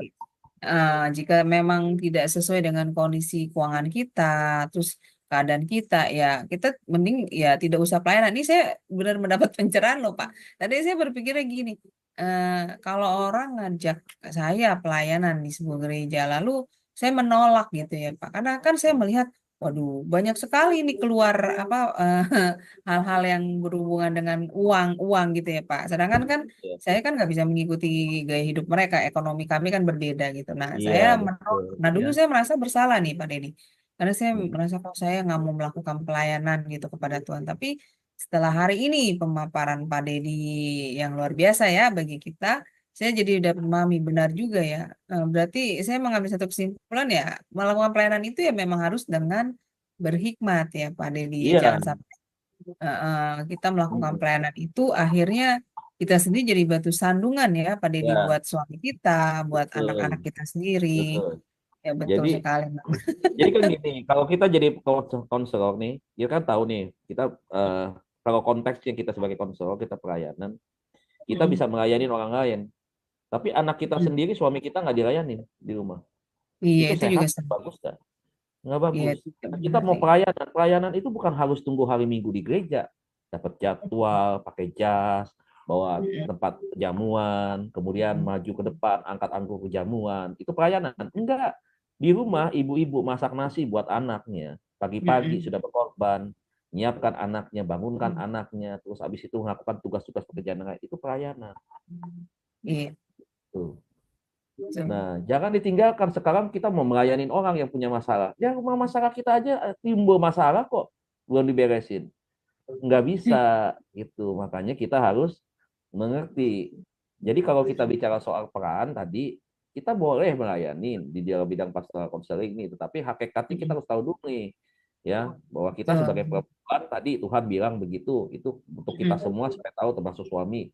Nah, mm, perannya kita yang utama perempuan ini tadi itu yang tiga itu jangan lupa, yang keempat tambahin aja, Bapak Ibu bisa tambahkanlah bangsa dan negara lah. Saya pikir kita mm, juga anak perempuan yang berperan untuk bangsa dan negara kan memang itu bagian daripada yang dipercayakan Tuhan buat kita. Nah, tapi jangan lupa yang pertama itu jangan dilewatin tahap-tahapannya. Jadi jangan sampai nanti kita pelayanan jadi batu sandungan juga. betul, Begitu. betul sekali Kalau Pak. tapi akhirnya konflik mulu ribut. Ya, damai sejahtera nggak misalkan saya misalkan perempuan, misalkan saya perempuan. Saya Mm, hari ini mengkonseling orang tadi sore jam 5. Tapi pagi saya sampai suami ribut. Nah, ini nggak mm. pulang nggak tegur-teguran nih. Damai sejahtera nggak? Pelayanan kita jadi berkat nggak? Kan nggak jadi berkat. Iya Begitu. benar Pak. Nggak jadi berkat. Kita Benar juga sekali. ngapain? Jadi ngeganjal kan. Hati kita jadi terganjal. Nah, itu satu. Mm, Yang kedua nih, Bu. Tadi yang Ibu bilang. Memang betul. Kita harus utamakan keluarga kita. Terutama dalam hal keuangan. Contoh, kalau mm. misalkan nih, ya kita sekarang diajak Bu Heni, ayo kita ke New York yuk, kita di sono bikin uang. Kita bisa pergi, utang pinjam kita Bu, begitu. Tapi kalau Bu Heni pergi ke Indonesia kecil, murah biayanya. Kita pergi ke sana ke Amerika berapa? Bisa? Nggak bisa. Nah, dalam hal Nah, ini kan, udah kita lebih baik ketemu di Zoom, kita bisa saling iya. melayani, kita saling jadi berkat. Nah, itu kan adalah hikmat. Itu kan gak berbicara tentang bagaimana efektif dari sebuah pelayanan, misalkan kayak begitu. Mm, Tapi kalau kita harus mm. ikut-ikutan ke New York, ya bisa aja kita ke New York kan. Begitu, suami nggak tahu, mobil kita jual aja gitu kan. BPKB kita sekolahin aja, sertifikat kita gadein aja gitu. Tapi Iya. ujung-ujungnya kalau nggak kebayang, nah itulah yang menyebabkan kenapa banyak jemaat gereja hari ini bermasalah. Jadi Iya. ibu-ibu, bapak-bapak, saya nggak termasuk untuk ini ya. Sekarang lihat banyak gereja muncul kasus masalah duit kan, keuangan kan, begitu kan. Nah, akhir zaman Tuhan sedang memisahkan dan menentukan mana yang gereja, mana yang bukan gereja. Jadi tolong hati-hatilah supaya kita mengerti perempuan ini luar biasa kan. Kita sudah belajar tadi. Nah, perannya jangan dilupakan, gitu. Jangan sampai nggak berperan sama sekali. Ini ada nama saya dipanggil-panggil tadi, makanya saya buka audio. Oh iya Bu, oh iya Bu. Silakan Ibu Heni. Ya Silakan sengaja Bu. itu, ngajak dipanggil Ibu supaya Bu keluar. Iya. Iya. Ini Kan pengajarannya tahu. bagus, Pak. Tadi Iya. Bapak kasih begitu banyak sampel ya. Banyak sekali para wanita-wanita itu memang tidak memahami panggilannya sebagai wanita kalau saya lihat. Jadi sama seperti dosa yang pernah saya lakukan dulu, Pak. Merasa bahwa dunia adalah milik saya pribadi. Emang kenapa lu mau ikut campur urusan gue? Emang duit lu yang gua pakai. Nah, gitu kan. Itu manusia lama ya Pak ya, karena tidak berpengetahuan akan kebenaran firman. Jadi memang banyak saya melihat di dalam gereja waktu di Indonesia ya. Iya. Perbedaan antara orang kaya dengan orang yang itu beda banget. Gitu. Beda banget. Nah, saya justru belajar dari satu orang yang bukan dari orang Kristen. Dia tetangga saya ya. Dia orang punya, Pak. Tapi kalau dia mau pergi di dalam satu komunitas yang dia tahu di sana banyak orangnya tidak berkemampuan gitu. Dia akan berpakaian biasa dan anaknya akan menegur dia. Mam, katanya, pakaiannya kenapa begini? Kan mama mau ke pesta. Terus kata dia katanya, iya saya tahu.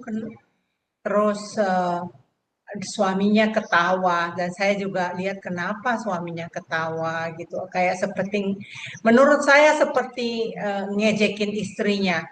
Tapi ternyata setelah suaminya ketawa, suaminya itu menjelaskan kepada anaknya. Dia berkata, mamamu berpakaian demikian supaya tidak terjadi mencolok di sana katanya. Jadi menyesuaikan juga dengan orang-orang yang tidak mampu di sana supaya tidak terlihat perbedaan jenjang katanya gitu. Saya yang mendengarkan itu, saya bilang gini, wah saya memetik pelajaran Pak. Wow, hebat banget ibu ini ya. Nah, kemudian minggu depannya saya ke gereja Pak. Saya ke gereja, saya melihatin yang lain contohnya. Di situ saya bilang, waduh, kok berbeda ya anak Tuhan sama bukan anak Tuhan. Kok ada apa di sini nih? Saya bilang gitu. Di sini mengajarkan mengenai moral kekristenan. Terus ibu-ibu yang di sini malah pamer-pameran, beli tasnya di mana, beli bajunya di mana. Ada tuh katanya bajunya di sana katanya. Masih ingat banget kata-katanya yang mereka lontarkan. Bukannya ke gereja bicarakan firman, tapi bicarakan toko Mangga 2, Pak. Iya, Waktu iya. itu di Mangga 2. ITC. Aduh. ITC ya namanya ya, ITC ya. Iya, iya. Ya itu sih. Itu saya melihat memang kekristenan kita ini, makanya saya rindu sekali memiliki tema siapa yang bisa mengajarkan tentang bagaimana wanita ini berjalan menjadi wanita yang bijak, wanita yang itu Pak Deddy utang loh sama saya, katanya mau Iya, iya. memperkenalkan kepada saya wanita bijak. Nah, Ya, dia pengajar terus soalnya Bu, memang keliling terus ya. Kita dari iya, sinode gitu. diajak Tapi nggak kenalan apa-apa. dulu Pak, Nanti supaya saya saya ya. bisa Iya. kerinduan saya supaya kita wanita-wanita itu supaya bisa dapat menempatkan diri gitu loh. Tahu kayak saya ini ya Pak ya, belajar dari tokoh orang yang bukan orang Kristen, tapi dengan cara dia melakukan itu saya lihat benar dia lakukan. Padahal waktu itu saya belum Kristen yang Kristen yang udah lama gitu, baru Kristen-Kristen baru gitu loh.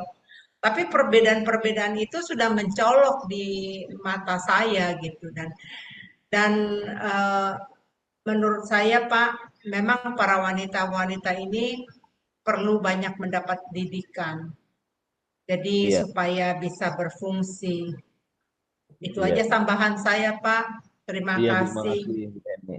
Ya baik, terima kasih Bu Heni untuk partisipasinya. Betul sekali ya Pak Dedi, seperti yang Ibu Heni katakan, wanita-wanita itu memang harus mendapat didikan yang benar juga ya Pak, karena dia sendiri kan yang nantinya juga akan mendidik generasi selanjutnya ya Pak dari keturunan-keturunan mereka ya. Jadi kalau tidak Iya, punya betul. apa namanya didikan yang benar, yang sesuai firman ya mereka juga akan bersikap dan berlaku juga yang tidak benar pastinya ya Pak Dedi seperti itu kan.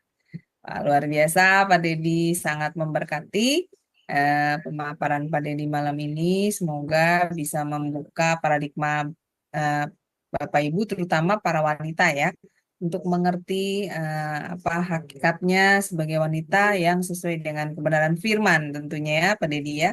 Ya baik, Iya, karena sudah semakin larut kita akan tutup kelas pembelajaran kita. Pak Dedi boleh closing statement ya. untuk materi malam ini, lalu pimpin doa bagi kami semua. Silakan Pak Dedi. Ya, closing statement saya satu. Tadi kita sudah belajar tentang bagaimana perempuan di mata Tuhan. Sangat-sangat luar biasa. Ya, saya pun menghargai sebagai seorang penolong tentunya. Dalam hal ini istri saya gitu ya sebagai perempuan, dan kita juga bisa melihat bagaimana perannya itu begitu luar biasa. Nah, dalam pelajaran malam hari ini dari peran yang tadi kita bahas, saya ingin supaya perempuan-perempuan hebat ini supaya memperhatikan anak-anaknya dalam hal pergaulan. Sekarang bukan zaman yang tenang atau zaman yang biasa-biasa saja. Jadi harus disampaikan kepada anak-anak kita, mamah-mamah ini yang hebat, supaya bisa menanamkan nilai-nilai etika, menjaga masalah kesusilaan, moralitas, bahkan juga nilai-nilai keimanan. Mama lah yang paling mengerti tentang anaknya kan begitu. Jadi jalankan ini jangan sampai dilupakan. Ya kita boleh punya aktivitas yang lain, tetapi anak-anak kita ini adalah tanggung jawab sepenuhnya kita kepada Tuhan. Jadi mama adalah guru yang baik, mama pendoa yang baik. Makanya saya selalu ingat ya, ada lagu yang bilang di doa ibuku namaku Ya. disebut. Ya. Hebatnya mama kita mendoakan anak-anaknya. Nah saya nggak mau ini hilang. Dan saya nggak mau mama-mama yang ada sekarang, perempuan-perempuan hebat. Kenapa hebat? Karena memang diciptakan Tuhan hebat, tidak lagi mendoakan anak-anaknya, tidak lagi menjadi pengajar yang terbaik buat anak-anaknya. Dan itu nggak boleh. Ya, kita harus ambil kesempatan waktu yang ada untuk kita menjadi kebanggaan bagi Tuhan dan juga kebanggaan bagi keluarga kita. Saya kira itu closing statement saya. Ya, mari kita berdoa, kita tundukkan kepala, mengucap syukur buat kebaikan Tuhan malam hari ini. Allah Bapa yang maha baik, Tuhan yang kami sembah, Tuhan yang kami layani, Tuhan yang kami imani di dalam nama Tuhan Yesus Kristus, Tuhan dan Juru Selamat kami, yang membawa kami kepada satu kepastian akan keselamatan. Terima kasih buat malam hari ini Tuhan, untuk waktu kesempatan kami boleh ada di dalam Zoom, untuk kami belajar, diperlengkapi Tuhan. Malam hari ini topik bahasan kami, tema kami adalah membahas tentang hakikat perempuan dalam pastoral konseling Tuhan. Bagaimana peran mereka Tuhan begitu luar biasa, menjadi seorang penasehat, menjadi seorang yang penuh kasih, menjadi orang yang memperhatikan, punya kepedulian yang tinggi Tuhan, dan menjadi seorang penolong, bukan hanya bagi suami, bagi anak-anak, tetapi juga bagi sesama. Tuhan berkati para perempuan-perempuan Tuhan, istri, mama-mama yang Tuhan percayakan bagi kami keluarga Tuhan, supaya mereka terus dipercayakan Tuhan menjadi pendamping yang terbaik, diberkati di dalam pelayanan, diberkati dalam keluarga, diberkati dalam kesehatan, diberkati dalam pekerjaan, diberkati dalam segala sesuatu Tuhan. Dan biarlah dari hidup mereka nama Tuhan dipermuliakan. Terima kasih Bapak, terima kasih. Biarlah Tuhan kami terus, Tuhan mengadakan diri di hadapan Tuhan. Untuk selalu kami siap dibentuk, diarahkan Tuhan, disertai Tuhan. dan mengambil bagian tugas peran tanggung jawab kami dengan baik. Berkati para suami Tuhan sebagai imam, sebagai kepala rumah tangga, untuk menjadi pria, menjadi seorang suami yang baik, menjadi seorang kepala keluarga, menjadi imam yang betul-betul bertanggung jawab. Terima kasih Bapak.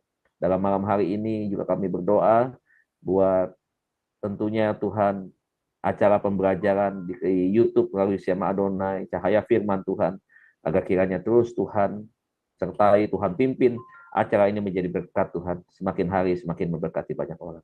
Terima kasih, kalau sebentar kami akan beristirahat Tuhan, menutup waktu kami malam hari ini, untuk kami mungkin Tuhan merenungkan firman Tuhan, berdoa, memuji muliakan Tuhan, dan kami serahkan istirahat kami malam hari ini, bangunkan kami besok pagi dengan kekuatan kesehatan tubuh yang datangnya daripada Tuhan, untuk kami bekerja, melakukan aktivitas yang Tuhan percayakan bagi kami. Terima kasih Tuhan. Mari Bapak Ibu Saudara, angkat kedua tangan kita, arahkan hati kita, terima berkat yang datangnya daripada Tuhan. Kekasih-kekasih Tuhan, hamba-hamba Tuhan, terimalah berkat Allah Bapa kita di surga. Cinta kasih daripada Tuhan kita Yesus Kristus, pertolongan penyertaan Allah Roh Kudus akan terus menyertai kita mulai malam hari ini sampai selama-lamanya. Yang percaya dan diberkati, mari sama-sama kita katakan. Amin. Amin. Baik Pak Dedi, terima kasih untuk pelayanannya ya Pak, yang luar biasa bagi kami malam ini. Semoga pelayanan Pak Dedi selalu diberkati Tuhan lebih dan lebih lagi menjadi berkat bagi orang. Dan Pak Dedi selalu diberikan terutama kesehatan ya Pak Dedi. Amin. Baik Bapak Ibu sekalian, terima kasih atas kebersamaannya bersama kami. Dan kelas ini akan tetap ada ya Bapak Ibu di minggu depan, di hari yang sama, hari Kamis, di pukul yang sama, pukul 21:10 waktu Indonesia Barat. Dan juga kelas-kelas Sema Adonai tetap ada ya Bapak Ibu selama seminggu penuh, yang akan selalu menjadi berkat bagi Bapak Ibu dengan pengajaran-pengajaran firman Tuhannya ya Bapak Ibu. Jadi tetap ikuti kelas-kelas pembelajaran Sema Adonai, sehingga iman Bapak Ibu dan juga paradigma Bapak Ibu semakin dibentuk dan semakin bertumbuh ya. Baik, terima kasih Bapak Ibu, dan juga jangan lupa renungan pagi besok di Sema Adonai pukul 5:30 ya Bapak Ibu. Baik, selamat beristirahat ya Bapak Ibu sekalian. Tuhan berkati. Shalom, shalom, shalom.